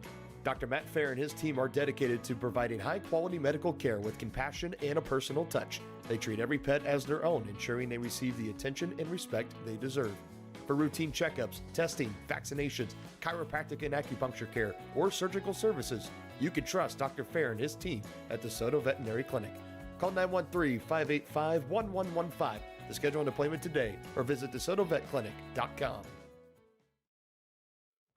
At Fort Scott Community College, we understand that a scary part of figuring out your future isn't only answering the question, what should I do, but where do I belong? Maybe you belong here as part of Fort Scott Community College's John Deere Tech program. Maybe you belong here as part of the perennial playoff-bound Greyhound baseball team. I don't know where you've been or where you're headed, but I know we're saving a spot for you because you belong at Fort Scott Community College. At Kansas Insurance, we know one size doesn't fit all. In fact, our whole mindset is based on customized policies for you and your families. We're local, and we do what we do because we care about you. Think of us as brokers for your insurance needs. Working with Kansas Insurance gets you the award-winning service and attention to detail that only an independent agency can provide. All across Kansas, we're here to help you manage and plan for all types of risk. Contact a local agent today. Kansas Insurance. Local, independent, serving you.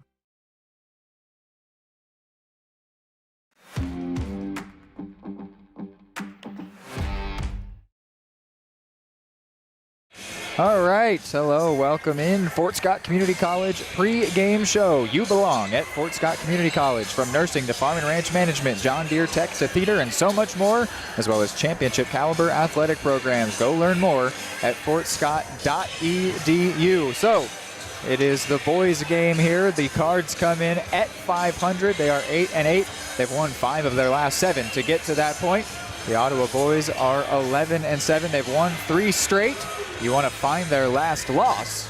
That would be a buzzer beater in the Cardinal Arena by Cy Thomas.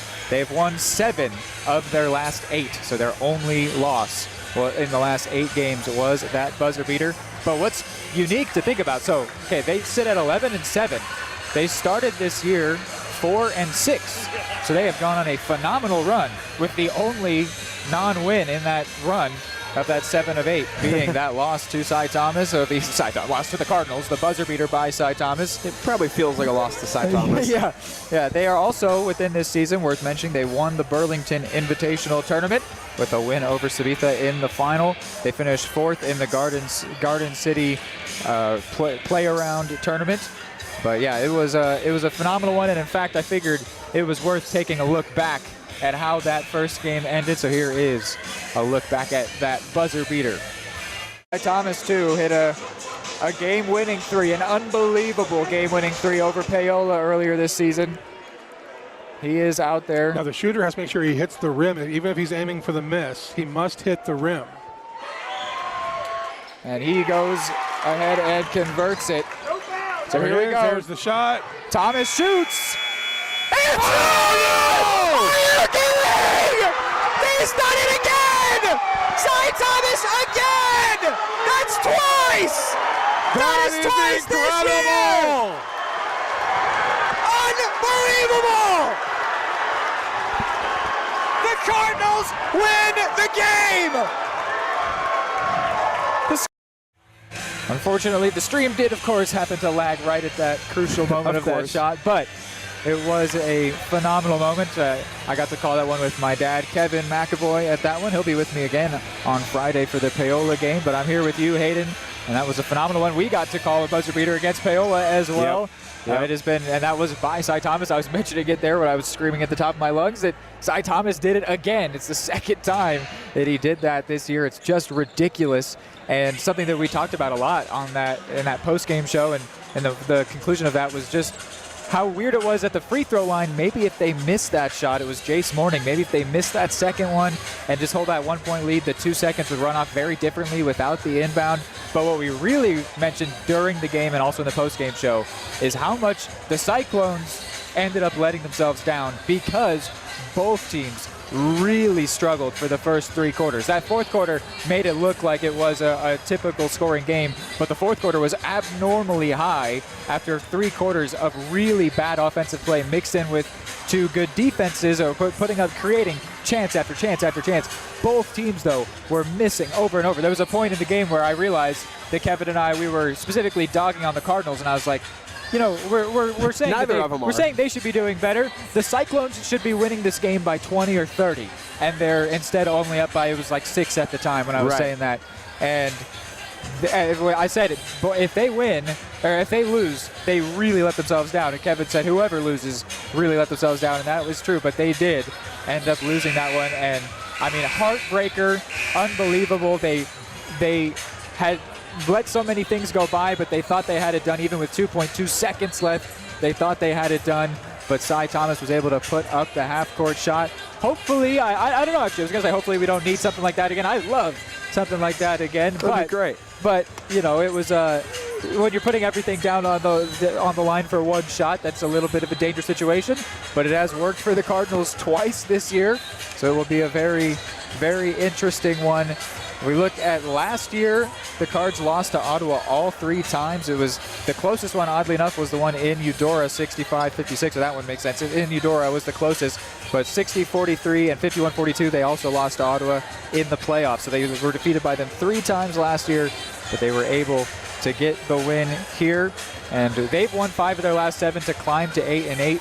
And yeah, it's just it was all part of a crazy finish. That was only 11 days ago, so I'm sure that is on the forefront mind. So I would say, honestly, specifically of the fans, they left that arena, Cardinal Arena, devastated.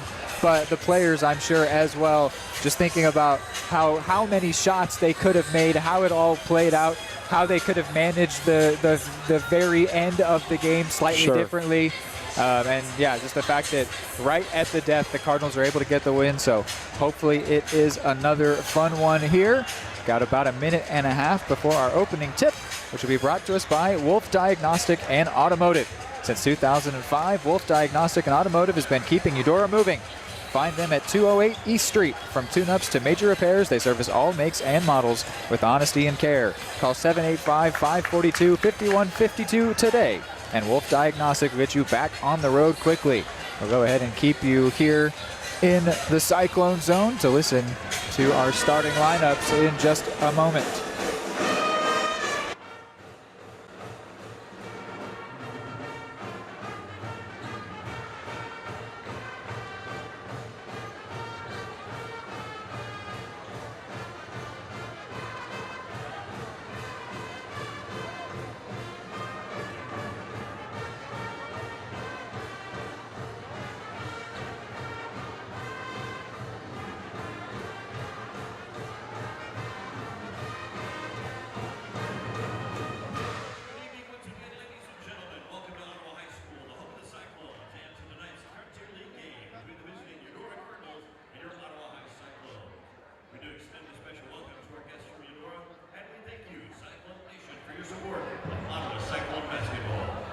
We encourage you to remain seated at halftime of tonight's game and enjoy a performance from the state champion Cyclone dance team and more music from the best band in the land, your Ottawa High Pet Band. Once again, please welcome Ottawa High senior Lee Marler to read our Frontier League sportsmanship statement. In the Frontier League, we expect all intent to take pride in your team, represent your school, community, and sportsmanship. Please respect the calls of the officials, the efforts of the coaches and players, and folks on your team, and just cheer to victory. Thank you. Now let's meet the starting lineups for tonight's game. First for the visiting Udora Cardinals. A 6'1" sophomore, number 1, Cy Thomas. A 6'3" freshman, number 3, Hunter Hurtig. A 6'8" junior, number 4, Ryan Osborne. A 5'10" senior, number 23, Julian Lotus. And a 6'3" sophomore, number 24, Cash Schneider. The head coach of the Cardinals is Tyler Cleveland.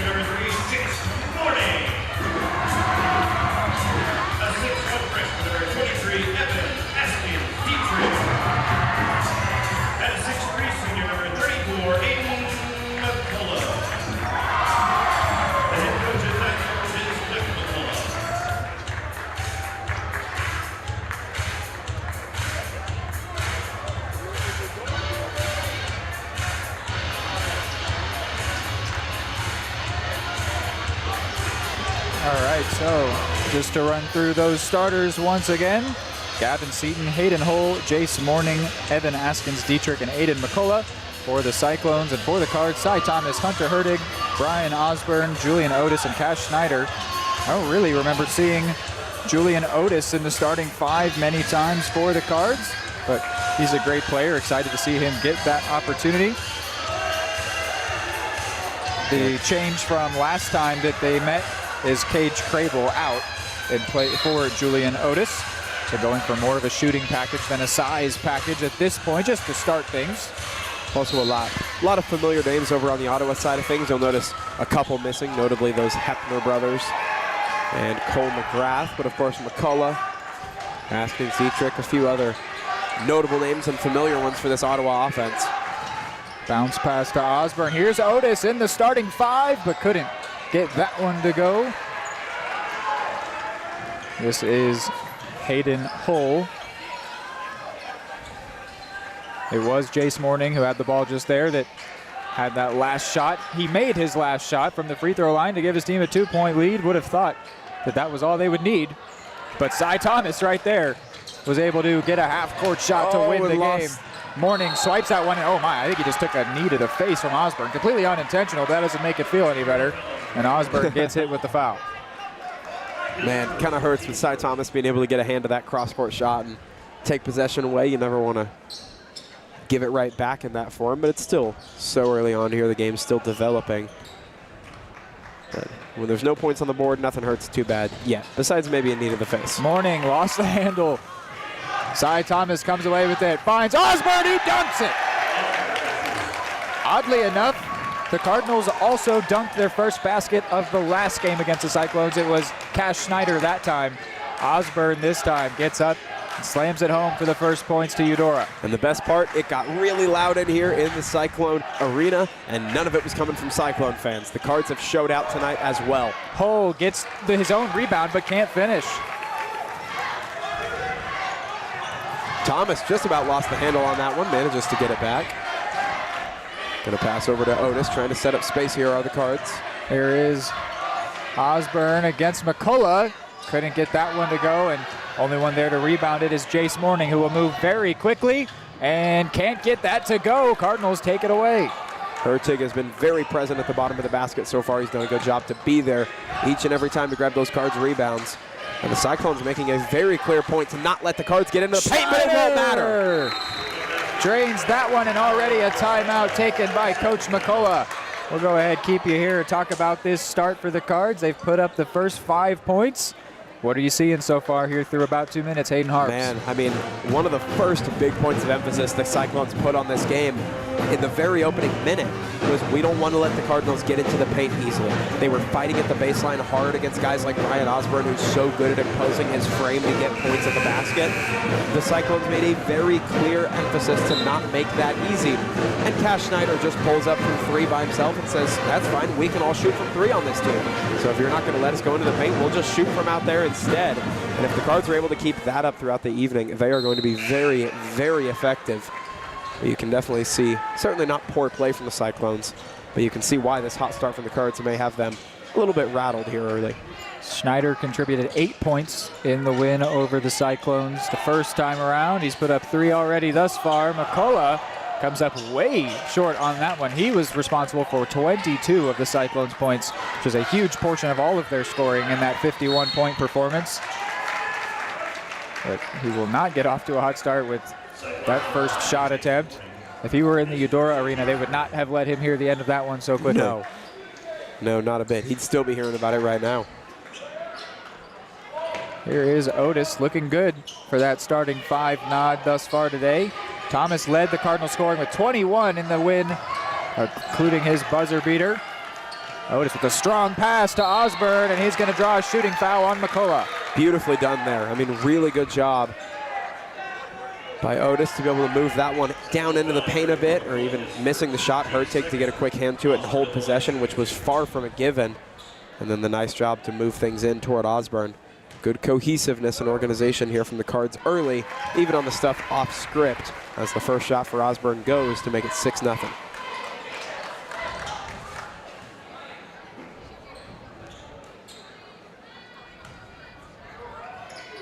And the good start for the Cards will continue. Jumped out to a 7-point lead here before we've seen anything for the Cyclones. Yeah, this is an offense that I can guarantee you is not going to be pleasantly surprised by 2.5 minutes into play and not having a point on the board yet. This offense expects way more of themselves than that. And this Cards defense doing all they can to make it difficult. Oh, and Hull will go down and get called for a travel, and now he may stay down here. No, he's going to pop back up.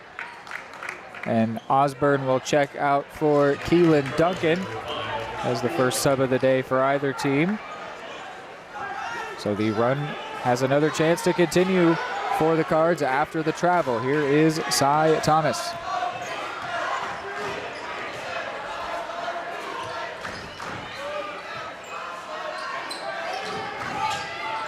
Hertig to the corner for Schneider.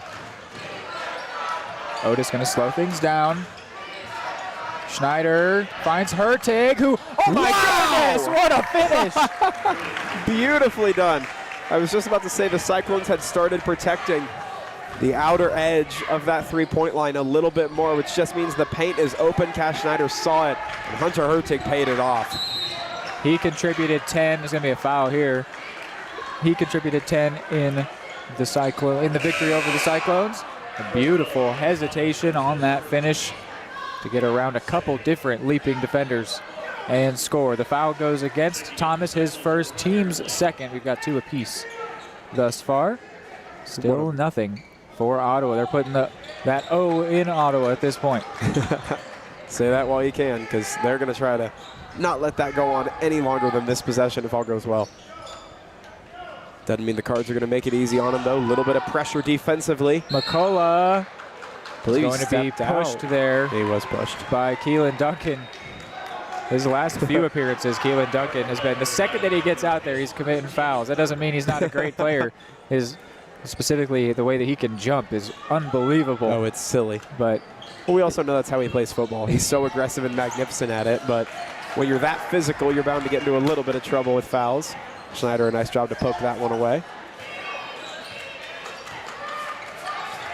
McCullough gets it tipped away by Duncan, but able to corral it. Goes against Hertig, and still they are waiting for their first points, but there will be a shooting foul. They will have a chance to get it from the line.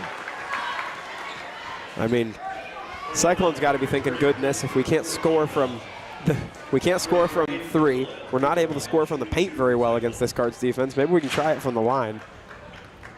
We've yet to try it today. See if the scoreless run comes to an end, and it will. McCullough does finally end that bad run for the Cyclones.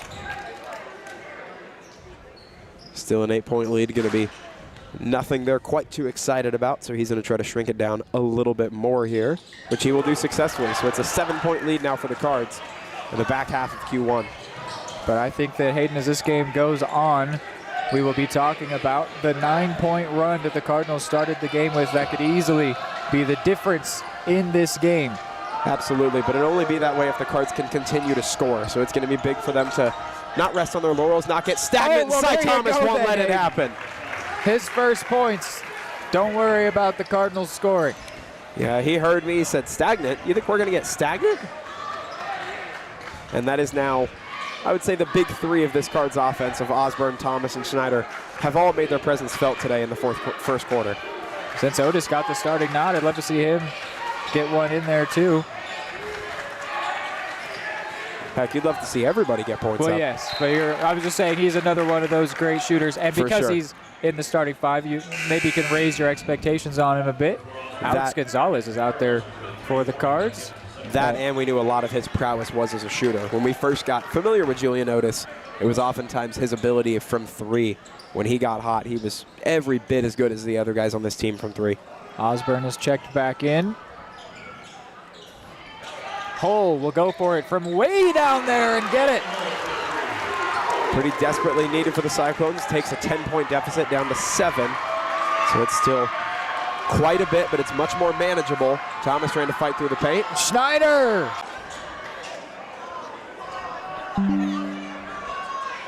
Schneider's made a 3. Thomas has made 3s. Osborne made his presence felt. in the paint earlier, and he'll do so from the line now. Pushes the Cards lead out to 8. In fact, he's 3 of 3 thus far at the line, leading the team in scoring with 5. And that one's on me. Shouldn't have mentioned the record at the line there for him, but Cards still holding on to a solid lead here. Cyclones fans, though, as you said, are growing into this game, starting to see a little bit of something back from their team. Yeah, I mean, even though that contact as Osborne was trying to get towards the basket resulted in a point for the Cardinals, just seeing that contact and that disruption made this crowd erupt. It's part of what makes them so magnificent is they don't have to see a lot to make the fans and the crowd, for this crowd to let you know they're there. I'm not quite sure where this foul came from. The board has it on Keelan Duncan, who's sitting on the Cardinals bench, but it was the 5th team foul against Eudora, and it sends McCullough to the line instead of them having an inbound under their own basket. Yeah, certainly far from ideal, especially with enough time left in the first quarter that the Cyclones could use that to their advantage. The first one from McCullough goes no good. And the Cards will escape, only letting up 1 point from that foul fiasco. But they are now, the Cyclones, in the bonus for the remaining 2.5. Here's Alex Gonzalez. Now Thomas. Osborne lost the handle, but will be able to corral it, then loses it, and it's a shooting foul. Oh my goodness. Cyclones are fighting like crazy. You could tell the way Osborne went up and got the hand grab that one was likely going to fall that way. But that doesn't mean the Cyclone fans have to be happy about it. It's a 4th foul against the Cyclones. We could see both teams enter the bonus here. Osborne's 3rd trip already to the line. After our girls game that was so clean as far as fouls go. Kind of staring down the opposite. 9 of them so far through the first quarter here. As that first free throw does go good for Osborne. So does the second.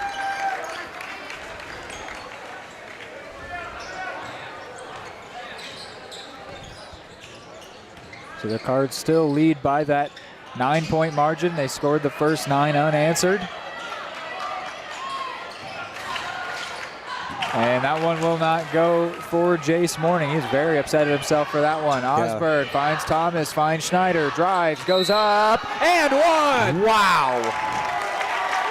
And this Cards team is loose, Reed. You can see they're all smiling, laughing, dapping each other up after each trip to the line they take. This is when the Cards are dangerous, without a doubt. A second foul on Evan Askins-Dietrich, the freshman, and a 5th team foul. So both teams do enter the bonus, and Schneider converts the 3-point play. And this is a site that I doubt the double-digit win Cyclones thought they'd find themselves in, down 12 points in the final 100 seconds or so in the first quarter. Cards defense with some personnel changes, getting aggressive still to try to keep them from drawing any closer. Nicola Hull. Hook shot, gets it. Nicely done on the hook too. Schneider was doing a good job keeping that one covered up. Nice job to find his way through and fish for the point.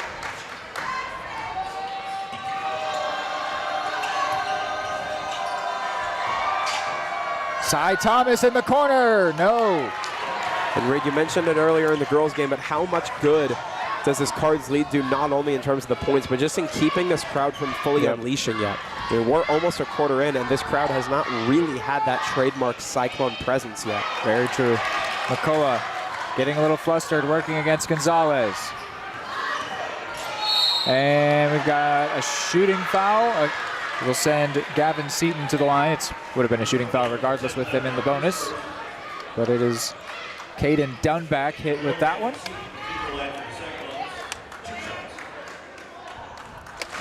You don't mind seeing different Cards players on the court getting hit with fouls, because as we saw in the last one, Cards got in a little bit of a sticky spot when they had 3 of their top players all in foul trouble late.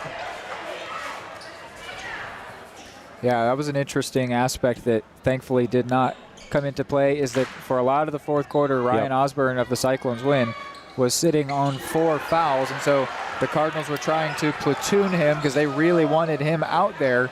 And we were thinking, man, if this game goes to overtime, which it very nearly did or could have, right, he would likely have fouled out, or you wouldn't be able to use him as much as possible. Thomas is going to get called for a foul, so that will send McCullough back to the line. That was almost a power move from Thomas. He got the ball poked out of his hands, ripped it right out of McCullough's, and put the layup in without looking.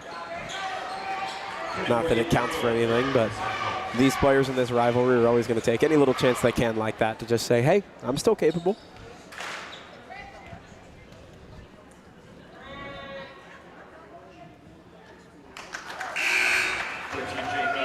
Jay Noble will check in for his first minutes in place of Cy Thomas, who's now up to a couple fouls.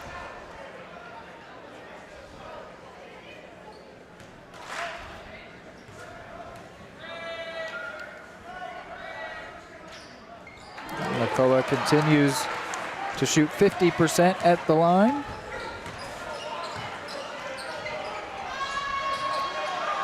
Five-second difference between game clock and shot clock.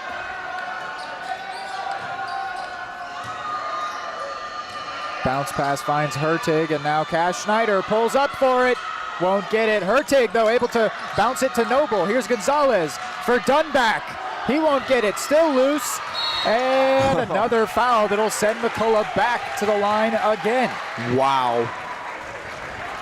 And we mentioned that going into the bonus might be beneficial for one of these teams with about 3 minutes left. I'd say it's come into play a bit. Yeah, very unfortunate for the Cards. That is multiple times now that a non-shooting foul has sent McCullough to the line. This is his fourth trip to the line.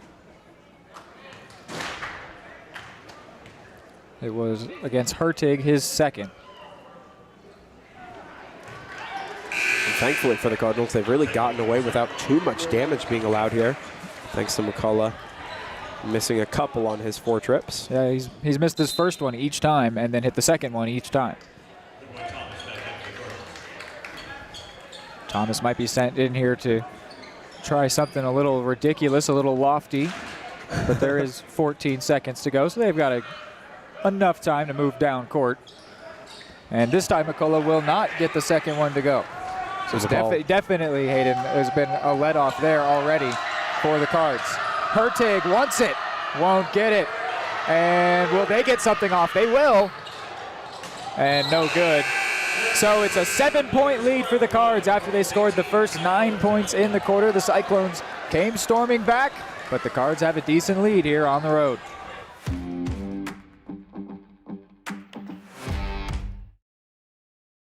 For the best care for your pet, choose DeSoto Veterinary Clinic. Dr. Matt Fair and his team are dedicated to providing high-quality medical care with compassion and a personal touch. They treat every pet as their own, ensuring they receive the attention and respect they deserve. For routine checkups, testing, vaccinations, chiropractic and acupuncture care, or surgical services, you can trust Dr. Fair and his team at DeSoto Veterinary Clinic.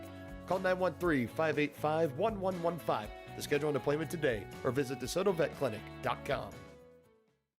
At Kansas Insurance, we know one size doesn't fit all. In fact, our whole mindset is based on customized policies for you and your families. We're local, and we do what we do because we care about you. Think of us as brokers for your insurance needs. Working with Kansas Insurance gets you the award-winning service and attention to detail that only an independent agency can provide. All across Kansas, we're here to help you manage and plan for all types of risk. Contact a local agent today. Kansas Insurance. Local, independent, serving.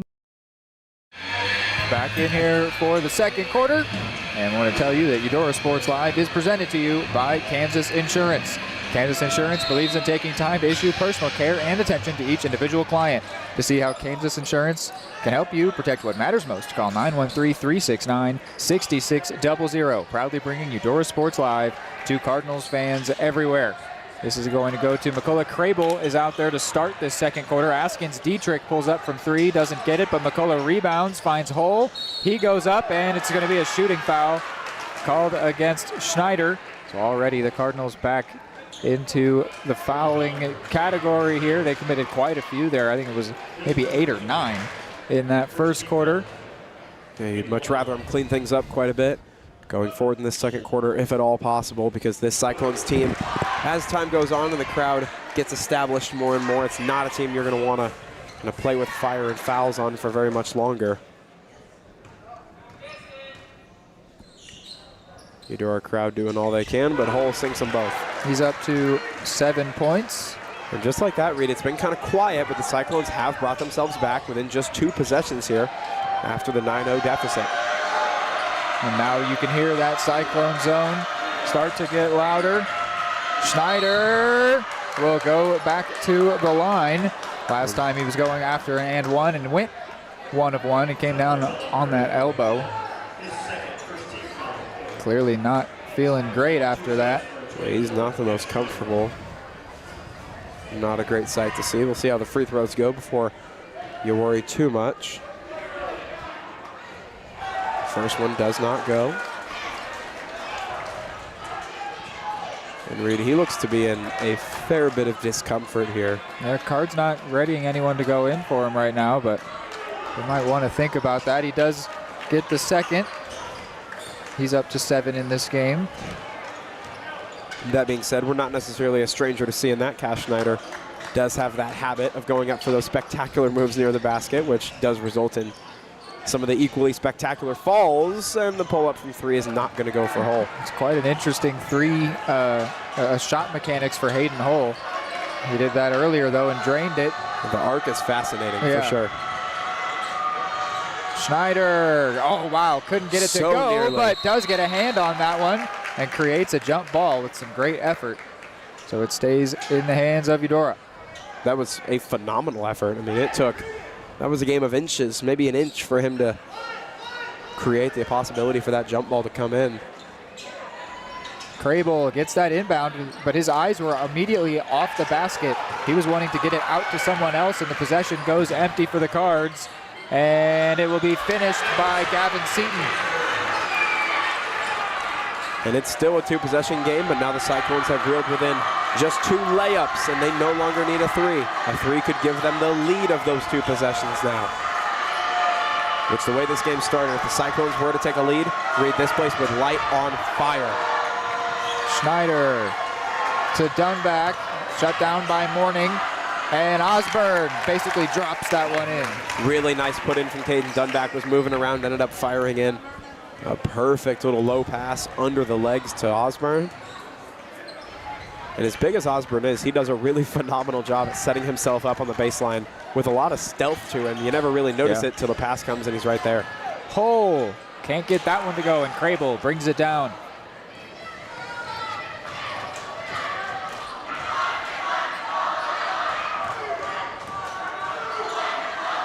I do like having Dunback out on the court quite a bit. You and I both really like the role he's able to play in this offense as a ball mover. Osborne with the mid-range jumper, no good. Ripped down by McCullough. The Cyclones feeling some real momentum here.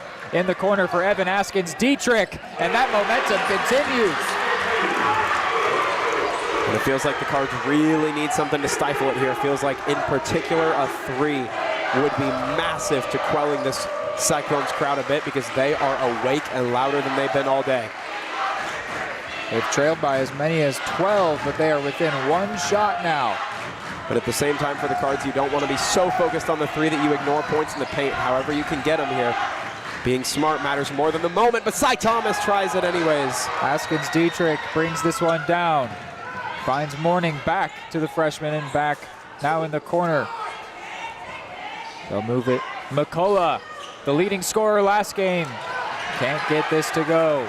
They hold on to possession though. He'll maybe try it again. No, instead goes to Jace Morning. The lefty won't get it. The Cards are able to pull a rebound. Thinking that's a big part of sending Cage Crable out there for the Cards. Absolutely. I mentioned it in that first broadcast. This is a young Cyclones team, but a tall Cyclones team.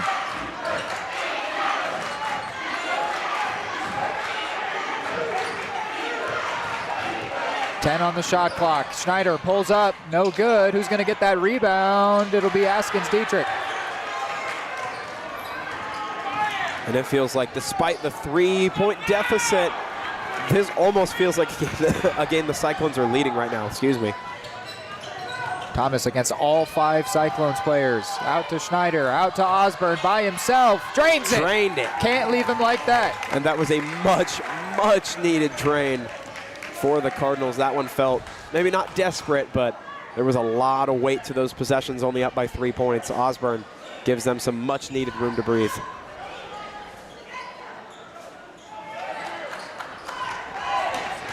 Here's Hayden Hull. He's been a strong presence in the paint, but hasn't been able to capitalize too much, and that will continue. Partially on Schneider as well for doing a really good job to get a fingertip to that one on the way up and stifle some of the momentum.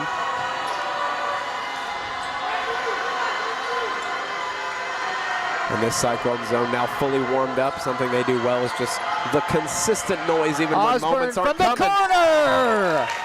He's got 15.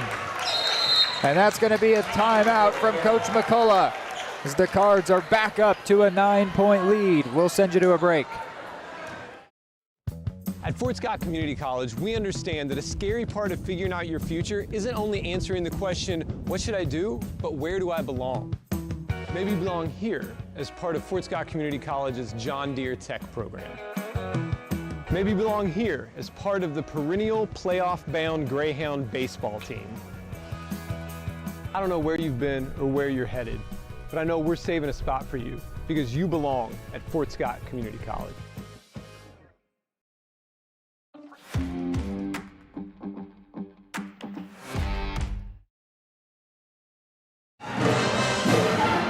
.301 to go.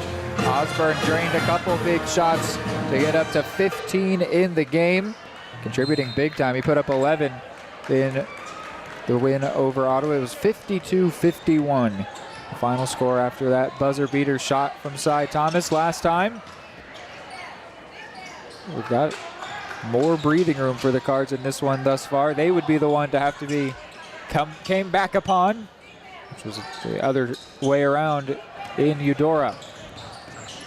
Seaton passes this one out to Aaron Blaine. The crazy thing is almost everything offensively looks rushed for the Cyclones right now. 5 on the shot clock. They do need to rush here. Askins Dietrich pulls up, shoots, no good. Thomas, well, they'll say last touch by Leighton Thompson, so Cards ball. Yeah, that's the craziest thing about this Cyclones offense is it does look rushed. It looks almost as if they're all over the place and not very composed. But you realize the ball movement's good and they're getting the ball where it needs to be, setting players up where they need to be. Just the style of how they conduct their offense can make it look like they're not very organized. But Schneider finds himself all alone and basically drops that one in. It's got to be the most dangerous part of the Cardinals on nights like this when really 2 of any player on this Cardinals offense is doing well. You can't leave them alone or you're giving up points. Right now it's been Osborne and Schneider. Whether it's in the paint or from 3, if they become isolated and have space, not a whole lot you're going to do to survive it. How about the fact that Cy Thomas has made a very minimal 3-point contribution? He was responsible for 21. That's crazy. In the in the last win. So I mean, and then the Cards are just rolling right now. Nice job to get out of the trouble there from Schneider. That one no good. Blaine able to bring it down.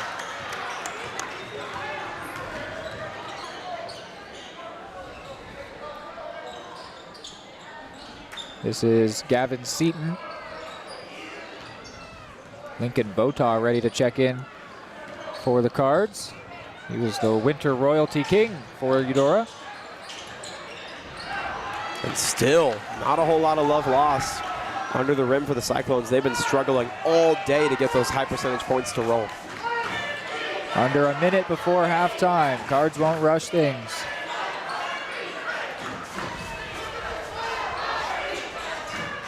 Under 20 on the shot clock, though.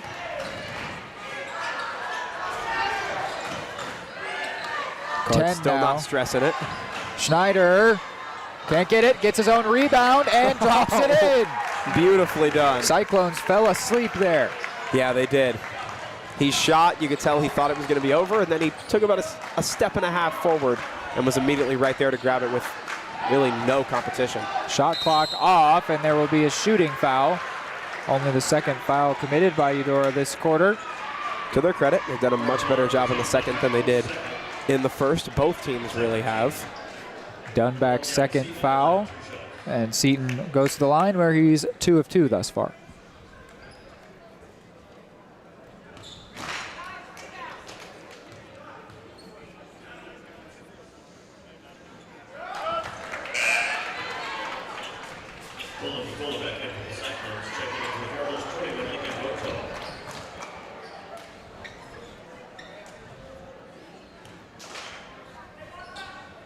Vota will grab Dunback.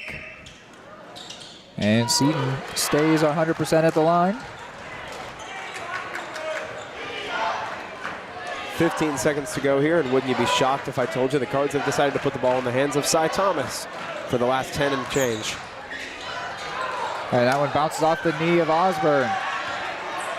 Askins Dietrich gets it stolen away by Otis, but it'll stay a Cyclones ball. Even though that one went against the Cards, that may have been a saving grace for points, just because if he doesn't interfere there, that almost feels like a guarantee that the Cyclones are putting some on the board, and now they've got to work for it. Crable will grab Osborne for these last 2.5 seconds. He's working against McCullough. McCullough finds the space, can't get it. So it'll be a 10-point lead for the Cards as they head to the halftime locker room.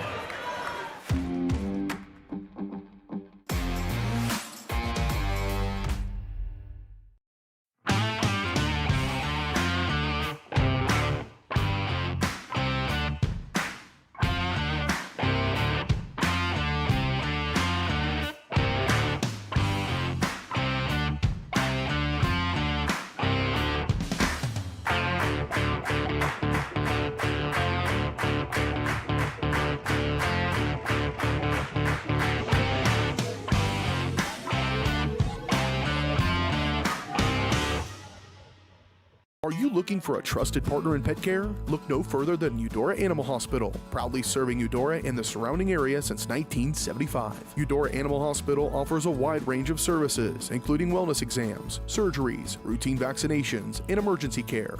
I just want to thank everybody in the community for trusting us with the care of their animals, and go Cards! Schedule an appointment by calling 785-542-3265 or visit eudoravet.com. At Fort Scott Community College, we understand that a scary part of figuring out your future isn't only answering the question, what should I do, but where do I belong? Maybe you belong here, studying animal science or learning about farm and ranch management. Maybe you belong here as part of Helms Hoops on the hardwood. I don't know where you've been or where you're headed, but I know we're saving a spot for you because you belong at Fort Scott Community College. More time before you wake up in the wild. Our natural world needs us now. Step by step, side by side, together, we can find a way to ensure that all life on Earth can thrive. To learn more about how you can help protect and conserve nature, visit nature.org. Your home for live, local sports. Varsity Sports Live delivers professional level coverage with high-quality video and broadcasters that know your schools and community. Touchdown, Tonganachi! With the support of local businesses, you never pay to watch varsity sports. Live, local, free high school sports coverage. That's Varsity Sports Live. Grass gets it away. Moore's down the middle, and he makes the catch in the end zone. Touchdown, Trojans! Keep up with the action at varsitysportslive.com. Live, local, free high school sports. Charlie was born at LMH. We had a great team of nurses. Not only did they check in on us regularly, they always asked if we had questions, always made sure that we understood what was going on. I cannot say enough wonderful things about the labor and delivery, family birthing, and mother baby care team at LMH Health. We had to put our entire trust into their hands, and just everyone was so friendly and so supportive.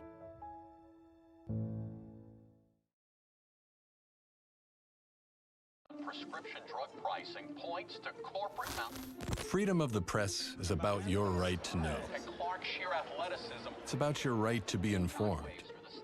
Today, there are real threats to press freedom and your right to know about the world around us. We must protect our right to know, no matter what kind of news is important to you. Before it's too late, understand the threats. ProtectPressFreedom.org. Charlie was born at LMH. We had a great team of nurses. Not only did they check in on us regularly, they always asked if we had questions, always made sure that we understood what was going on. I cannot say enough wonderful things about the labor and delivery, family birthing, and mother baby care team at LMH Health. We had to put our entire trust into their hands, and just everyone was so friendly and so supportive.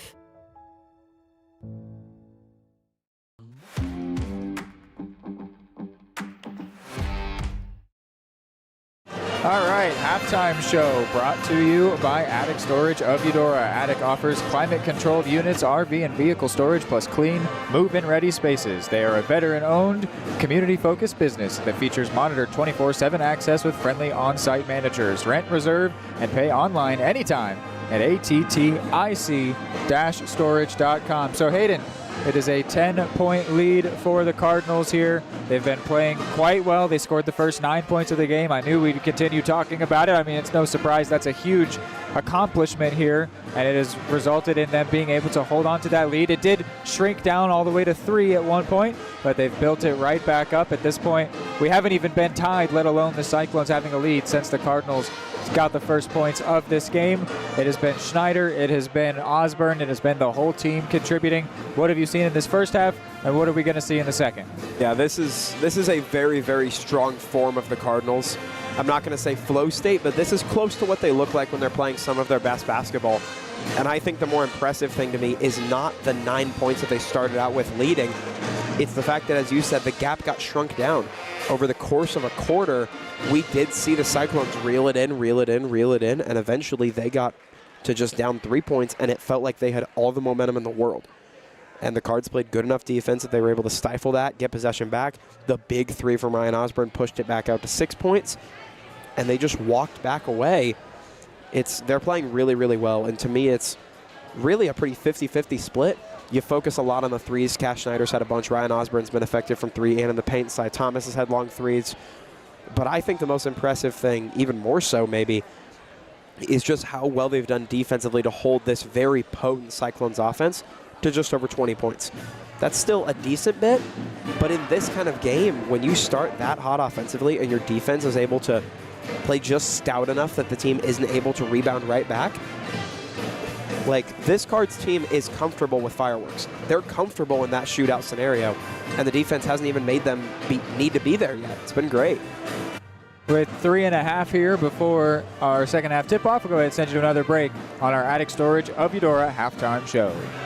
At Kansas Insurance, we know one size doesn't fit all. In fact, our whole mindset is based on customized policies for you and your families. We're local, and we do what we do because we care about you. Think of us as brokers for your insurance needs. Working with Kansas Insurance gets you the award-winning service and attention to detail that only an independent agency can provide. All across Kansas, we're here to help you manage and plan for all types of risk. Contact a local agent today. Kansas Insurance. Local, independent, serving you.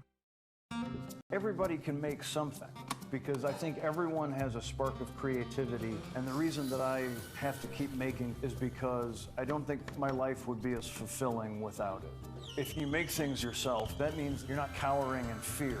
You're out there taking chances. That, I think, is my way of saying I love you to the world. All right, now I want to hear why you make. Share your own Why I Make story today. Visit whyimake.org.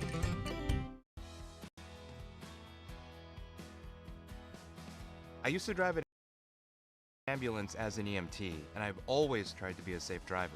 If people knew what I know, lives could be saved. In my car, if I see a truck or bus taking a turn, I know to take my time. When big vehicles turn right, they may swing wide to make the turn. If you try to sneak in, well, it's a lesson you'd rather not learn the hard way. When trucks and buses turn, let's you and I wait. It's our roads, it's our safety. Hey, I'm Mike Grope, here today to encourage you to connect with 811 before you dig. And I'm Micro, and I'm here because I love to dig in the dirt. It's true. He's also here because he's very small and not that bright. Here, for instance, we can see Micro doing what he loves to do. And here we can see the consequences of not doing what he should have done. Dude, why didn't you call 811? I forgot the number. See? Not that bright. Number one, obviously, is safety.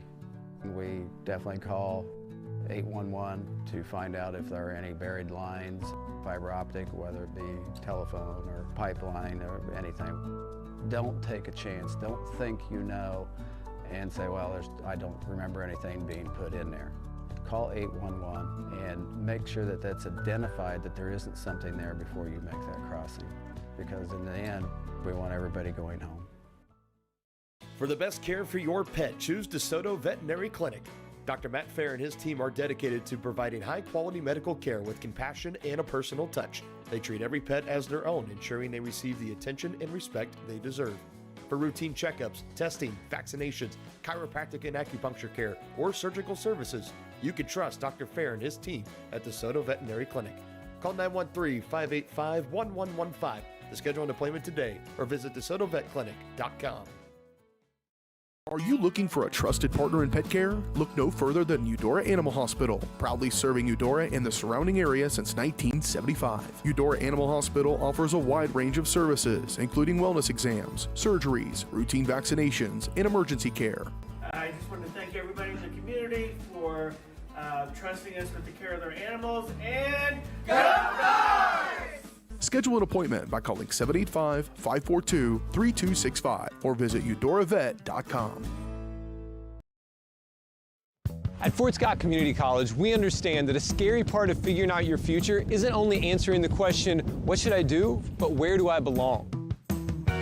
Maybe you belong here, preparing for a career in healthcare as part of Fort Scott Community College's nursing program.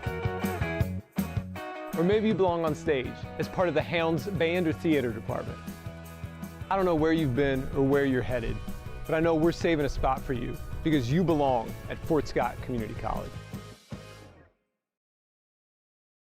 Looking up at me. Back in here for the third quarter, Cardinals up 10 in Ottawa against the Cyclones. A school that they've won 7 of their last 8. The Cards have won 5 of their last 7, including that buzzer beater win, but they have really been rolling here. Fouls have played a significant role, specifically in that first quarter, and they are right back here as Hurtig gets hit with what is now his third. Something that I was thinking, though, Hayden, is if the game continues how it's been, I do feel like the Cyclones will get back into it, as Askins Dietrich might go look and prove me right a little bit right here. Just saying, you know, how many times they've been sent to the line, they weren't always capitalizing. Sure. And how many times McCullough specifically hasn't been able to hit his threes, or they haven't rebounded, or whatever it is.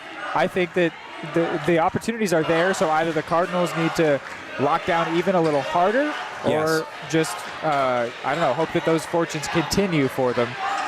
No, but I think there's an avenue. That's all I'm saying. Not that it's going to happen, just Sure. there is an avenue for the Cyclones to formulate a comeback. No, I do think the Cards absolutely need to clamp down a little bit tighter. You need to make your margins closer and give them less opportunities, because, you know, it's almost living by the sword and dying by it. In the first half, they were able to be a little bit sloppy because the few mistakes they had, the Cyclones were out of rhythm and weren't punishing them for. If the Cards make those same mistakes with an in-rhythm Cyclones team, all of a sudden that gap can vanish really quick. This one will go the Cyclones' way. They've got 13 on the shot clock to develop a play here. McCullough only sits at 4 points. He had 22 in the first game with the Cards.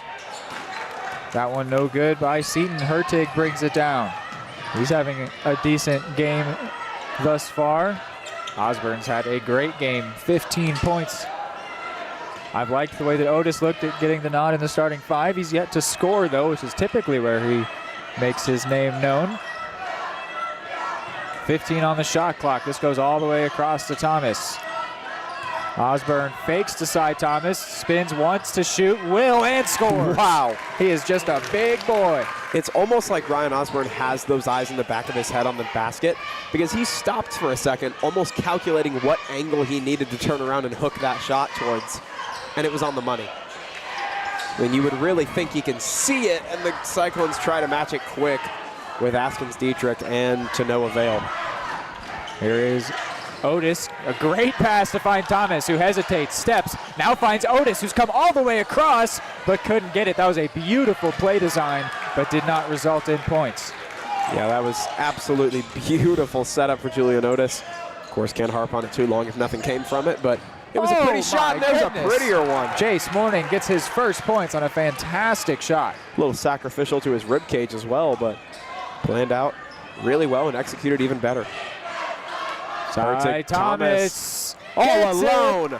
Nothing but net. He's got 6 points. And that's another man you cannot leave alone. They've done it a couple of times in the third quarter, and that's the one where Cy finally makes him pay for it. Gotta think he won't be isolated like that again. This matches the biggest lead of the game, and that will grow larger potentially as Thomas gets this rolling ball and scores it. 5 straight points for the Cards, 5 straight points for Cy Thomas, and the gap now grows to a massive 16. 14. 14, I'm sorry, I was homeschooled. You're good. That's my go-to for everything. Oh my word. It's the get out of jail free card, right? Was that just saying that your mom didn't teach you good math? I mean, to be fair, I'm just bad at math, but I guess it is a slight towards mom. Sorry, Mom. Morning gets sent to the line here. A 4th foul on Hurtig. That's unfortunate that the Cards will likely have to platoon him now. So he's been making a nice contribution. He will go out. Keelan Duncan will go in. And he will receive plenty of thanks and congratulations to his teammates for the contribution he's made today. It could be the last we see of Hurtig, or close to it. I'm sure that Coach Cleveland will still want him out there, but it'll just be substantially less now, you'd imagine. A little more sparingly. He did a very good job, Coach Cleveland did, of managing the minutes of Osborne to keep him in the first win over the Cyclones. Speaking of Osborne, once again sets himself up on the baseline beautifully and sneaks a couple more. This is McCullough. He has been quiet. If the Cyclones really want to storm back, Aiden McCullough is going to have to do more in this game. But for now, they can continue to make progress at the free throw line. Hayden Hull is 2 of 2 there thus far. Schneider gets it with his second, already the 3rd for the Cards in the quarter. Reed, one of the beautiful things about this game to me for the Cards, penalties aside, offensively, they're doing a really nice job to hold this gap basically right where it is against the Cyclones, where they've jumped out to these gaps, but throughout the year you'd sometimes see a gap build and then they'd go stagnant or go cold for a few minutes and you'd see the gap draw right back in.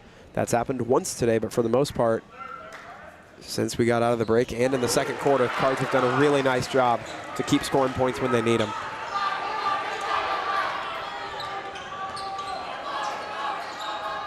Schneider by himself on the right side, but Thomas will go for it himself. Can't get it. Osborne tips it to Schneider. He knew where he was, standing all by himself. What a play by Osborne, and then Schneider goes and finishes. And a quick turnaround here coming. Askins Dietrich trying to handle it. Great strong pass to Hull, who quickly scores. He's got 11. This Cards team looks very in phase. They are clicking offensively. Reed, Osborne to his feet as I say it. Hull finds Morning, who scores very nicely. And still a 10-point deficit with the Cyclones. A nice couple of runs here on possessions to reel this one in a bit closer. Try to put a bit of pressure on the Cards here late in the third. Cy Thomas has no fear of deep three-pointers. He's thought about it numerous times tonight. Well, certainly he wants the defense to at least fear it. Schneider steps, drives, no good. And then a foul committed against Osborne. He'll go to the line where he's 5 of 6. If he gets it 1 to go, he'll hit 20 in the game. And really nicely set up by Cash Schneider and Ryan Osborne. Osborne knew what Schneider was going for, and he planted himself just to the left on the bottom of the basket so that when Schneider's shot didn't go, set himself up well to get the foul. Askins Dietrich committed the foul. He is up to 3. Alex Gonzalez is going to check in here for Keelan Duncan, and on the other side, Aaron Blaine has gone in for McCullough.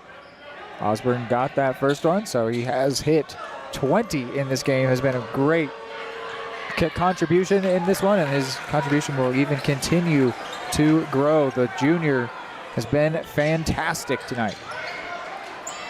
And that one nearly given away, but Morning was able to bring it in despite the pressure from Thomas. Here's Hull into the corner for Seaton, and that's going to be a foul there on Osborne. And Seaton will go to the line. Only a second one against Osborne, but a fourth against the Cards. Say a 4th foul in the quarter. It's funny, they almost alternated today. You had a really messy first quarter as far as fouls, then they were very clean in the second, and once again pushing the bonus with almost 3 minutes to go in the third. 4 of 5 now at the line in the game is Seaton. Gets that one to go as well. Still, though, that 10-point lead for the Cards. They will not complain about that. No, not a bit. And they're doing a good job to slow things down a bit offensively. Thomas can't get it, and it goes out. And something the Cards have done well here as well, worth noting. A big part of the reason they've held on to this lead is the fact that they are taking their time on offense and they're not committing a lot of empty turnovers. So they have not had very many of those possessions that very quickly result in giving the ball away without running clock off. It's a big catalyst in where they're at, but the Cyclones not done with the fight. That's the type of miss that at the end of the game you just really would have liked to have those points, but the Cards don't do anything with that possession. Here's Blaine now to Seaton, and that time they will score. Interesting there for the Cards. We've seen a big role for Alex Gonzalez, the 5'10 senior. Yeah. He's been out there quite a lot in this game. Hasn't touched the ball a whole lot, but being entrusted by Coach Cleveland to play a substantial role here. And here he will get the ball. Here is Gonzalez in the corner. The senior can't get that one. The whole bench really wanted it for him. We've got 100 ticks before we get to the 4th quarter. The Cards have got a solid lead here, but it's going to get a little smaller here in enemy territory. Yeah, and the Cyclones the closest they've been in a few minutes here. I believe the entirety of the 3rd quarter, they have not been this close. Oh, no, yeah. Blood in the water, possibly for the Cyclones. Otis can't get that one, the high arcing shot, and there's more maybe for the Cyclones as they continue to try and work their way back. Here's McCullough. He lost the handle on it and then grabbed Thomas by the foot. Surprised that was not a foul call. He's hurt. That really should have been something. And now he's down on the ground. McCullough can't score though. And it'll be a jump ball now. Thomas still on the floor. No. I mean, and Thomas was actually laughing at it initially, but he's got to be surprised by the call. But I mean, I could easily believe he's got something with his knee because he was dove into it. It was not intentional. That doesn't make it not a foul. His leg was grabbed by the Cyclones player. For sure. Also a Cyclones fan, very unhappy that McCullough's shot was not a shooting foul. Coach McCullough is also unhappy. And yeah, Thomas is gonna come off gingerly here. Going to be a big presence to replace for the Cards, however long he has to miss. And he is walking fairly normally on the sideline, which is a great sign. But he is going to make his way out of the gym right now, so we'll see if he returns. Osborne, though, behind the whole defense and one! How do you let him in behind? At a desperately needed time for the Cards, too. They really, really needed a present moment from Ryan Osborne, especially after the loss of Cy Thomas, and he deals it. This free throw could be big because he could push that all of a sudden close game right out to almost double digits again. And he does. Up to 24 in this game. Askins Dietrich was called for the foul. He's up to 4 now. Worth noting, Gonzalez still in for the Cards, being shown a lot of trust by Coach Klee. Schneider touches that one last, so it'll be a Cyclones inbound.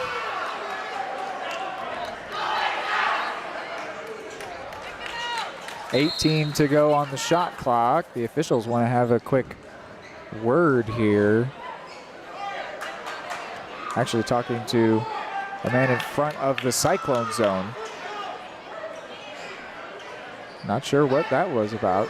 Yeah, I don't know if that's a school official or looks to be somebody associated with the Cyclones in all likelihood, but not quite for sure. 13 on the shot clock, 20 on the game clock. Morning working against Otis, will trip and falls, a Cardinals ball. Cyclones fans and coach want a foul. It will not come, and there will be a timeout now by Coach McCullough, who is very unhappy. There have been a few calls at this point. Cyclones fans have really not liked. They're letting the officials hear it. I mean, it's all a subjective matter, I suppose. Not sure what else to say on that one. For sure. We'll send you to a quick break.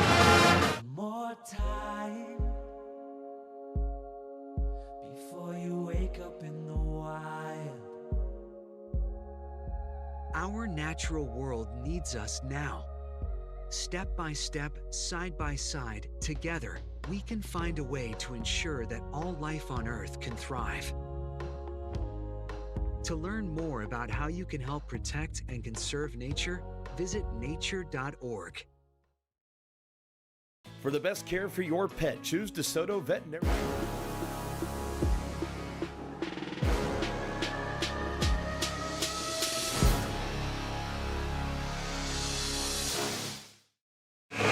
All right, back in here in what was a rowdy Cyclones gym here. Yeah. Still is. Yeah. We got a 9-point lead here for the Cards, and remember, they scored the first 9 of the game unanswered. Cy Thomas has re-entered the gym for the Cards, is sitting on the bench. Can't see if he's got anything on his leg. We'll try and catch that later, but Otis can't get it. 1 second to get this one off. He does get it off. Oh, but it is not going to go, so it's a 9-point lead. That is a quarter win for the Cyclones, but only by 1. The Cards have led each quarter as we head to the 4th.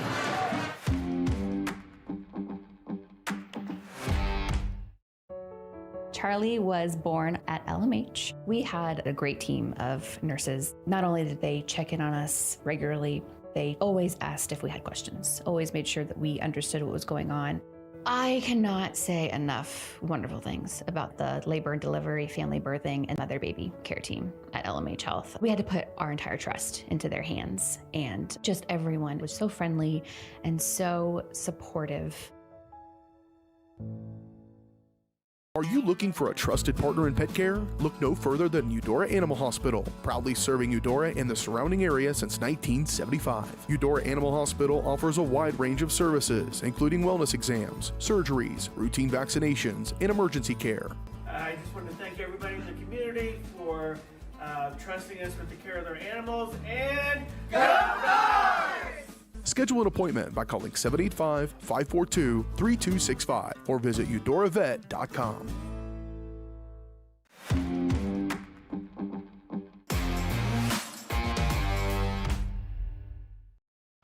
It'll be the Cardinals' ball to start this 4th quarter. They lead by 9 here on the road. It was a 1-point quarter win, and Cy Thomas is back out there for the Cards. He left there holding his knee, but is back out there, and no apparent tape or anything on that knee or leg, so seems to be a full good to go at this point for the Cards. Which is a wonderful sign after how that briefly looked on the court. 10 on the shot clock here for Otis. He will step to his left, pull up, and still waiting for his first points in this one. Cyclones come away with it. We have seen them, as this is going to be Jace Morning getting to the line. He's 2 of 2 there. We have seen the Cyclones stormed back a couple times. They got back after trailing by 12. They got back within 3. They've since trailed by 14 and gotten as close as within 6. But the Cards have been able to build their leads each time, which, as you mentioned, is a very impressive feat to be able to, lose some momentum, have a bit of ebbs and flows, and still gain that control back and rebuild a bit of breathing room here. Yeah, it's been very impressive in that regard. And looking at this fourth quarter as a whole, this is far from a wrapped up game, but the way it's gone all game long, this has got to feel like the kind of game that the Cards are fully expecting themselves to go win. It's going to feel, anything less would feel like a disappointment, but these Cyclones are not going to make it easy on them. Thomas can't get it. It can be a dangerous thing when you expect yourself to win. Might not fight as hard. Officials going to converge here. Cardinals players calling for a tip, and the tip call will come. I'll say that shot was off trajectory by enough that it certainly looked like it. Cy Thomas seldom has a shot go that far off on his own. Coach McCullough has been very unhappy with refereeing decisions as of late. Osborne left all alone and makes the Cyclones pay.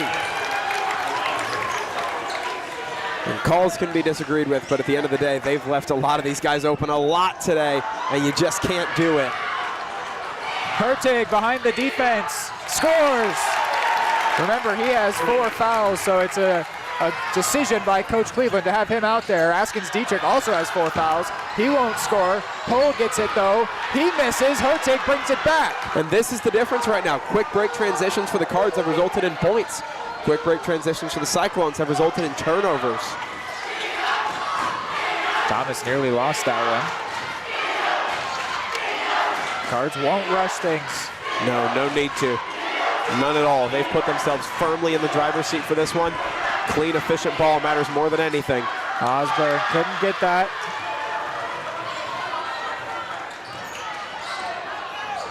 Cyclones need to keep scoring quickly. Jace Morning is up to 12 points. He's having a nice day. He did contribute 13, second highest total in the losing effort.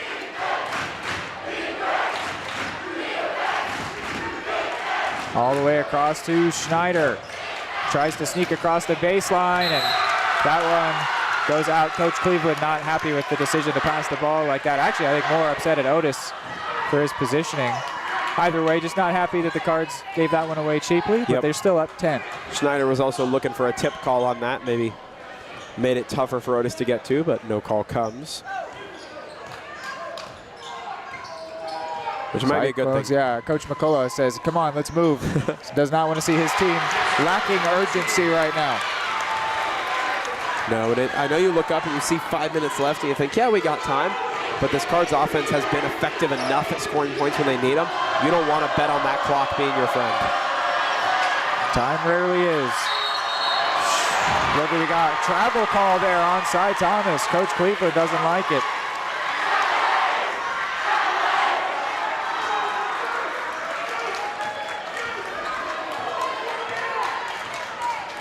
Coach McCullough barking out the play call. Really wants to get this right. A chance to make some progress on the deficit after the empty possession for the Cards. McCullough against Osborne. Will draw a shooting foul. He'll go to the line where in this game he is 3 of 8. And there may not be a that's his 3rd foul. And there is not a more important time than right now for McCullough to right the ship on his day from the line. 2 extra points right now would feel massive in making this game feel a lot tighter. But he is still yet to convert on the first of any set of 2 free throws in the game. Yeah, all of his makes have come on the second, and even then he's missed on 1 or 2 of those. But he will get up to 5 points in the game, 40% at the line. That's a big difference there. If he gets those 6 points, it's a 1-point game. But it does not all fall on him. There has been many missed layups and empty possessions on both sides, but the Cyclones more so. Here is Hurtig, living dangerously, up to 4 fouls in this game. That one's not against him. It's drawn by him. It's Hayden Hull's first, team's second. 4:32 to go. Cards up 7. They got the first basket of this game and have never looked back. And I'm seeing tense faces both here with us on the Udora side and on the Cyclone side. You could cut the air with a knife in here, Reed.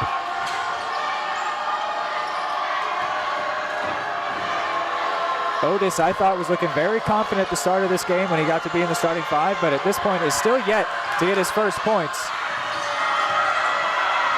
Schneider able to corral the loose one, across to Osborne, who shoots and gets it! He's got 30 in the game. 30 points for Ryan Osborne and a 10-point lead for Eudora. Unbelievable. Extremely fortunate as well, but the 30 points is not fortune. That is him seizing this game really by the horns. Oh my goodness.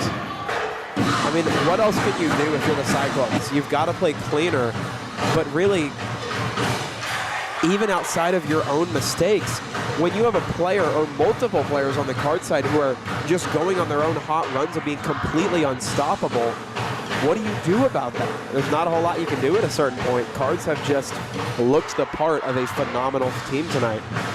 Yeah, the Cards have been so dangerous outside the three-point arc, and that just makes it so that if you try to defend that, then you leave under the basket open. And when we're talking about Ryan Osborne, who stands 6'7", draining threes like that, then of course he's also going to be able to slip in behind sometimes and get twos, lay it in. Schneider has also either been able to drain a three or slip behind the defense, and there have been just great contributions all around. Cy Thomas with 8, Hertig up to 4, but it has really, really been Ryan Osborne, strongly contributed by Cash Schneider today. And it's so special, this Cardinals team. They have so many different players that can control a game. Cy Thomas ran this matchup last time, scored 21 points. He's been all right in this one, and the Cards are flying. It's been all Ryan Osborne. We've had games that Schneider has absolutely controlled. And even early on tonight, Schneider had a big night. Yeah, and Hertig has also had some games that he's really made a great impact. Otis last year did that as well. Jace Morning, though, drains a big 3 to get up to 17 in the game and put the Cyclones at 50. Yeah, and this one is not over yet. We'll sing the Cardinals' praises all evening long, regardless of the outcome. But there's still a game to be won here. The Cyclones are nowhere close to letting it lie. Don't promise that, regardless of the outcome. They better not lose now. Well, we'll praise 3.5 great quarters either way. Yeah. But yes, it's a lot easier to praise it if they finish with a win and a miscommunication. Yeah. Osborne kept it alive, but they do lose possession. There's only 2 defenders back for the Cardinals. Jace Morning sets his feet, shoots no good, Hole rebounds, and he will miss. That is not the first time that he has put way too much on a layup like that. And that's a huge miss. That 3 in particular, even the layup, that would have been massive, even just to get a 2. To come away empty-handed there feels like a massive waste of possession. Schneider.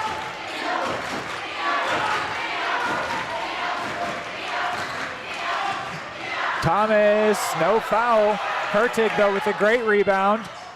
7 on the shot clock. They need to get one off. It's probably got to be Otis. Oh, it's going to be tipped. Thomas doesn't know that he needs to shoot. Shot clock expires.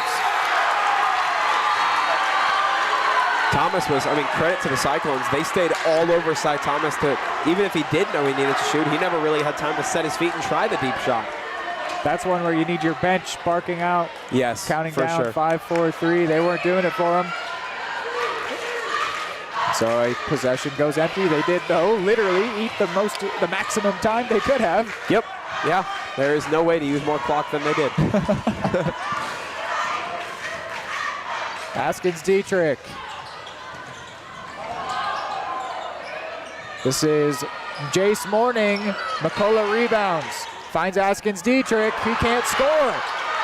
Laying it up has been a challenge for the Cyclones, and Thomas will show him how it's done. No, he won't. No, he will not. Oh, my goodness. Oh, my word. And wow. Otis gets that one. That one's on me, folks. I said the Cards will show him how it's done. It did anything but. Thomas tried, couldn't do it. Hertig tried, couldn't do it. Otis came over and said, 3rd time's the charm, boys. I'll do it myself. That was crazy commentator jinx right there. McCullough couldn't get that one to go, and Otis fumbles that rebound. The Cards, though, are up 9, and Coach McCullough will call one of his 3 remaining timeouts. Boy, that one won't go on my highlight reel, Hayden. That was crazy. It'll go on a fun highlight reel. It will not go on your highlight reel. Yeah, if someone's out there making a Reed McAvoy commentator jinx compilation, that's where that one goes. There's a few of them over the years. We've had a handful on this channel. Oh, wow. It was one thing when Thomas missed, but then Hertig coming in and also missing. But we should focus on the Cyclone side of things. That has been a real problem, specifically Hayden Hull, but also Morning, McCullough have missed short-range shots, and you just cannot do that. I mean, if they make a couple shots that should be gimmies, they might have the lead or at least be within 1 or 2. And then they add in missed free throws, which should always be gimmies, you would think. And they've let themselves down, but they're right there. It's just like the game in Eudora, but except this time it's really just been the Cyclones letting themselves down. Cards have done it to an extent as well, more so not on missing shots, but on not even taking shots with quite a few possessions. But if the Cards lose at this point, it would be a letdown of game management rather than of shooting. But the Cyclones at this point really have let themselves down in front of the basket. Yeah, no, there's no denying it. This one has not been perfect for the Cardinals, but they have been a much, much cleaner basketball team, especially through the first quarter of this one. Yeah, the biggest thing you'd say is the fouls has not been great, but... Yeah, and that's something that they'll want to correct, but to their credit, when you score as well as they do, the fouls can offset a little bit. Speaking of, though, Jace Morning hits an and one. And a make here would make it a 2-possession game with under 90 seconds to roll. This game as alive as ever, though Ottawa still needs some good fortune. And that's going to be on Hunter Hertig, so his day will end at 4 points. He's had a great contribution. Cards were trying to manage his play time after hitting 4 fouls. He seems to not have realized that he was playing on 4 fouls, which makes it extra impressive that he stuck around this long. The crazy thing is Coach Cleveland actually looks kind of confused as well. Well, maybe they think the foul was committed by a different player. Yeah, could be that they know Hertig's on 4, but they don't think that was 5.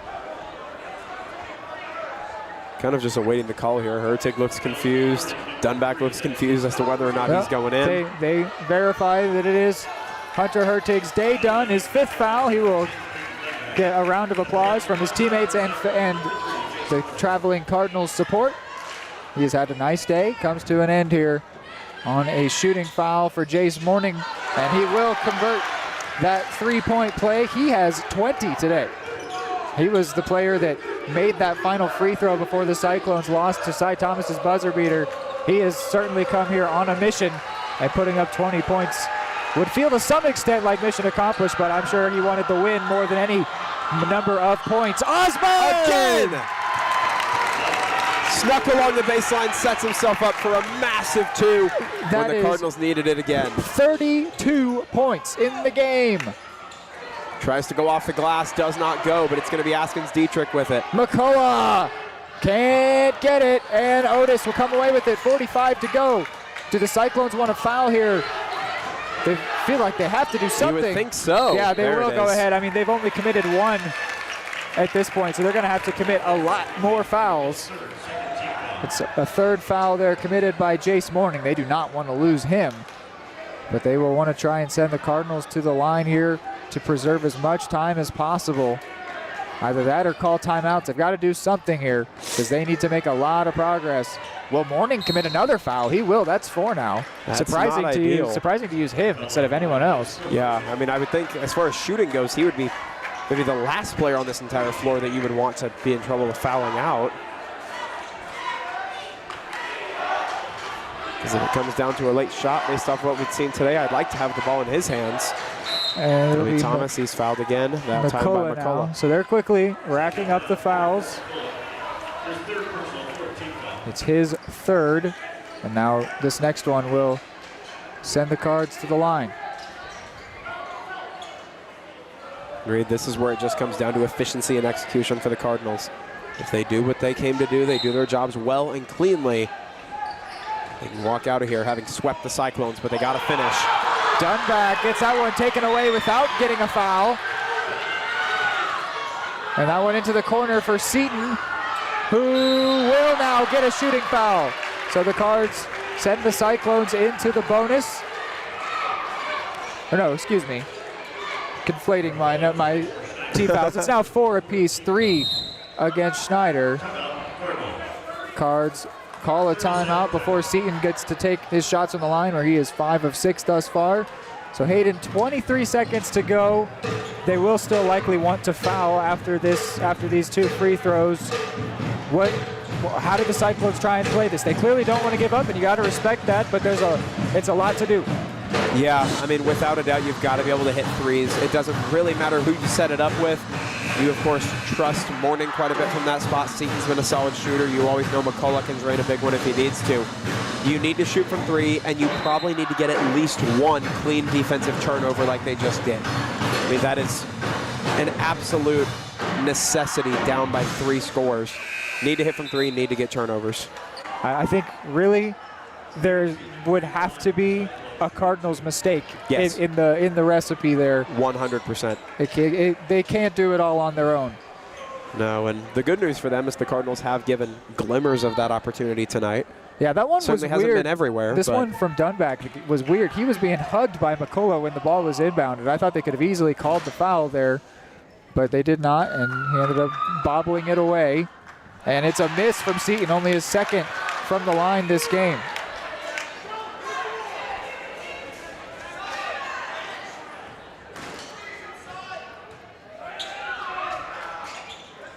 So that brings it within 7.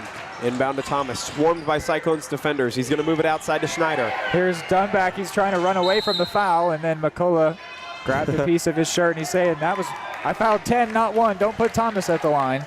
But I think they will be sending Cy Thomas to the line there, even though it definitely was Dunback fouled first, or at least had his jersey red first. Okay, for sure.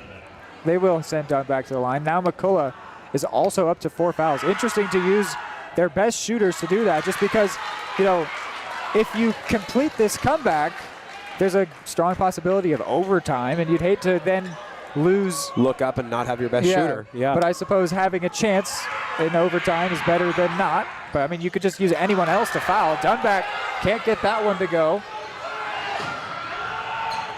And then they missed that, and Hull misses that one again. He has missed another layup. Oh my word, you can see. The missed layups from Hull have got to be devastating. He's hanging his head. He's got to be replaying those in his mind over and over. Because there's been a lot of them tonight. Yeah, but it keeps happening. Right. Yeah. That was not the first, not even close, unfortunately. A rough night for such a bright spot of a player, for sure. And after getting Dunback to miss both, that is just a massive missed opportunity. Feels like a theme of the night almost. Yeah. And see who is fouled out here. Askins Dietrich has his night end. Schneider looking to possibly insert the dagger, and he'll get the first one to roll. The deficit is back up to 8. Make it a theme, 8.8 to go as well.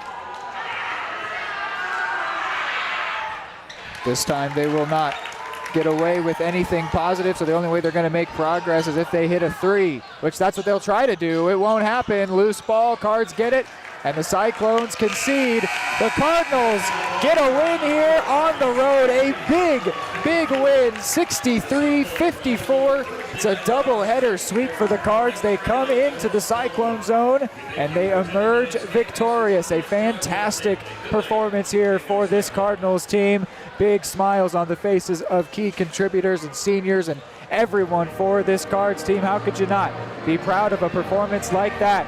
They get a win here, and the margin of victory is the 9 points that they put up to start this game. You just can't let a run like that happen, and the Cards do come out on top here. A great performance. We will analyze it a little bit more after a break and then talk about what's next on Eudora Sports Live.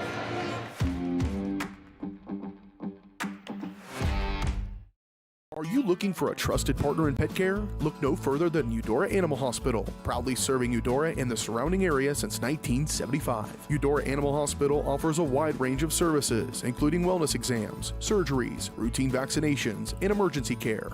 I just want to thank everybody in the community for trusting us with the care of their animals, and go Cards! Schedule an appointment by calling 785-542-3265 or visit UdoraVet.com. More time before you wake up in the wild. Our natural world needs us now. Step by step, side by side, together, we can find a way to ensure that all life on Earth can thrive. To learn more about how you can help protect and conserve nature, visit nature.org. Your home for live, local sports. Varsity Sports Live delivers professional level coverage with high-quality video and broadcasters that know your schools and community. Touchdown, Cardinals! With the support of local businesses, you never pay to watch varsity sports. Live, local, free high school sports coverage. That's Varsity Sports Live. Grass gets it away. Moore's down the middle. And he makes the catch in the end zone. Touchdown, Trojans! Keep up with the action at varsitysportslive.com. Live, local, free high school sports. Charlie was born at LMH. We had a great team of nurses. Not only did they check in on us regularly, they always asked if we had questions, always made sure that we understood what was going on. I cannot say enough wonderful things about the labor and delivery, family birthing, and mother baby care team at LMH Health. We had to put our entire trust into their hands, and just everyone was so friendly and so supportive.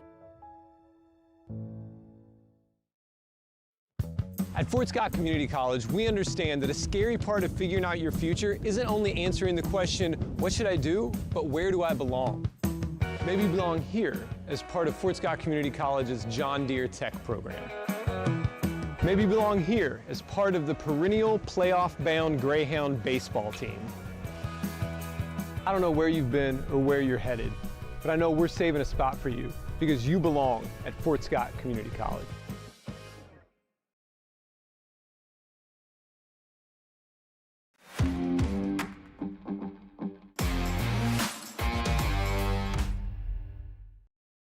All right, post-game show brought to us by Eudora Animal Hospital. For 40 years, Eudora Animal Hospital has been caring for pets and livestock with fair pricing, trusted service, and compassionate care. Pet owners from across the region trust their four-legged friends to Eudora Animal Hospital. To learn more, visit UdoraVet.com. So a 9-point win for the Cards here, 63-54 the final. They get the sweep on the season over the Cyclones. And how about this one? The Cyclones have won 7 of their last 9. Those 2 defeats came to the Eudora Cardinals.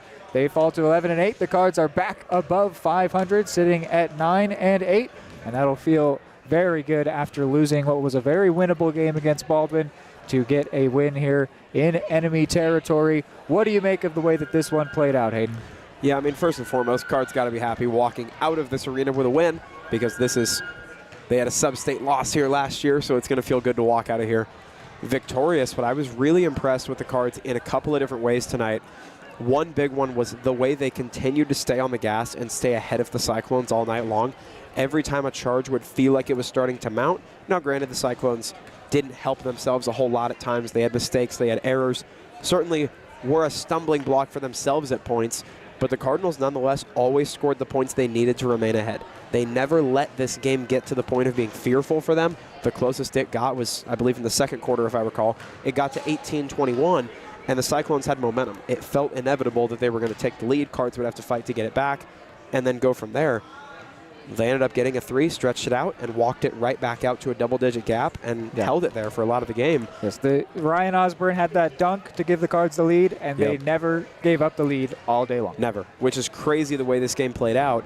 And I don't want to make it sound like the Cyclones deserve to win this game because the Cardinals were the better team. But the Cyclones have to be looking at a lot of different aspects tonight, say layups that should have gone that didn't, or free throws or penalties. They've got to be looking only at putting up 5 is a big key there. They've got to be looking at this game going, we had every opportunity to win. Not because the Cards were giving us mistakes, but because we didn't play the way that we should have played. But Cards walk in, they handle their business, and ultimately you can do all the coulda, woulda, shouldas for the other team. The Cards put up points, Ryan Osborne had a take over the stadium kind of night. Yeah. Sometimes there's not a whole lot you can do about that if you're the Cyclones. Yeah, 32 points for Osborne. It's going to be tough to overcome at any point, especially when you've got some good contributors. Let's run through the point tallies. Cy Thomas got 8. Hunter Hertig got 4 before he fouled out. Ryan Osborne with an unbelievable 32. Julian Otis got a couple, and Cash Schneider with 17. For the hosts, Gavin Seaton with 10, Hayden Hull with 11, Jace Morning with 20, Aaron Blaine with 2, Evan Askins Dietrich with 6 before fouling out, and Aiden McCullough with 5. That's the big story there. If McCullough got going, this game would have been different. He had some threes that didn't drop, but you also have to look at Hayden Hull. Despite his 11-point performance, I can think of 3 or 4 layups that he missed, and he was distraught. He knows that he should have done better, and that's just he's gonna be running these things through his mind for a while, hoping that he can look past that. I'm sure he'll maybe spend a lot of time in practice working on those. Come away better for it, hopefully. But yeah, the Cardinals get back above 500. They sweep the Cyclones at least for the regular season, and they've got to feel good about getting a win here in Ottawa. We will go ahead and go to one last break on this post-game show. When we're back, we will tell you what is next, wrap up this doubleheader, and sign off. Charlie was born at LMH. We had a great team of nurses. Not only did they check in on us regularly, they always asked if we had questions, always made sure that we understood what was going on. I cannot say enough wonderful things about the labor and delivery, family birthing, and mother baby care team at LMH Health. We had to put our entire trust into their hands, and just everyone was so friendly and so supportive. Everybody can make something, because I think everyone has a spark of creativity, and the reason that I have to keep making is because I don't think my life would be as fulfilling without it. If you make things yourself, that means you're not cowering in fear.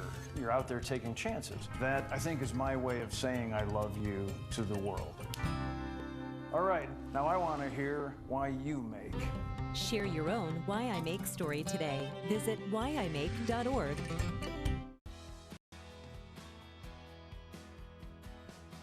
I used to drive an ambulance as an EMT, and I've always tried to be a safe driver. If people knew what I know, lives could be saved. In my car, if I see a truck or bus taking a turn, I know to take my time. When big vehicles turn right, they may swing wide to make the turn. If you try to sneak in, well, it's a lesson you'd rather not learn the hard way. When trucks and buses turn, let's you and I wait. It's our roads, it's our safety. At Kansas Insurance, we know one size doesn't fit all. In fact, our whole mindset is based on customized policies for you and your families. We're local, and we do what we do because we care about you. Think of us as brokers for your insurance needs. Working with Kansas Insurance gets you the award-winning service and attention to detail that only an independent agency can provide. All across Kansas, we're here to help you manage and plan for all types of risk. Contact a local agent today. Kansas Insurance. Local, independent, serving you. All right, back in here one final time from Ottawa after the Cards get the sweep here on the road. A fantastic performance all around. Looking at what is next, it will be Friday in Paola. That'll be me, and again, my dad, Kevin McAvoy, with me for that one. So we will be filling in for the Paola crew. Aaron, he filled in for one for me earlier in December in order to allow me to graduate, which I have since done, and I owe him big time for that one. And so he's had some life stuff come up. So we will be filling in for him, or I will be filling in for him. So that means that we'll be going to Paola to call the Cardinals doubleheader there. And he also said that I have to start calling him Doctor now on every broadcast and as a part of the thank you. So we'll be filling in for Dr. Aaron Feely and the Paola Sports Live crew for that one. To be fair, he's jumped in clutch a lot for us. Yes, so. He absolutely, the second that he asked for it, I said, yes, I will do that for you. I owe you one. So that means that we get to call another Cardinals road game, get to go to Paola and bring you that one. So that will be exciting. Another doubleheader, of course, as we are winding towards the conclusion of this season. It looks like it's going to be 2 very positive seasons for these teams. The boys, though, they've got to keep winning if they want to keep it that way because they're floating 1 above 500. So it will be a good time in Paola. Hayden, do you want to say any final things on this doubleheader, both teams getting the win in hostile territory? Not a whole lot else. You summed it up well. It's always fun to walk into an opposing stadium and walk out with not one but 2 wins over 2 really strong teams at that. Not a whole lot else. Makes the bus ride home to Eudora a whole lot sweeter for all these players and fans. Yeah, 2 big wins against 2 strong teams. This was not a foregone conclusion for either team. No. Especially in Eudora, both teams had to really work to get those wins, but they were able to reproduce them here. Apologies for the streaming issues earlier on in the broadcast. Hopefully we got those all sorted out for you. I want to say a thank you to the people here at Ottawa that got us on their Wi-Fi and for the great setup here that we really had. It is a fantastic setup here in this arena and a great atmosphere, great teams, great everything. So yeah, thank you to Ottawa. Thank you to everybody that tuned in from both sides of things, the Cardinals, the Cyclones, anybody that decided to spend your Tuesday night with us. Thank you so much. And for Hayden Harves and myself, Reed McAvoy, go Cardinals, and good night.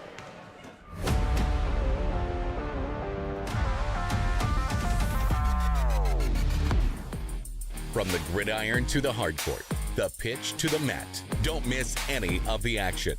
We're there with live, local sports coverage at VarsitySportsLive.com.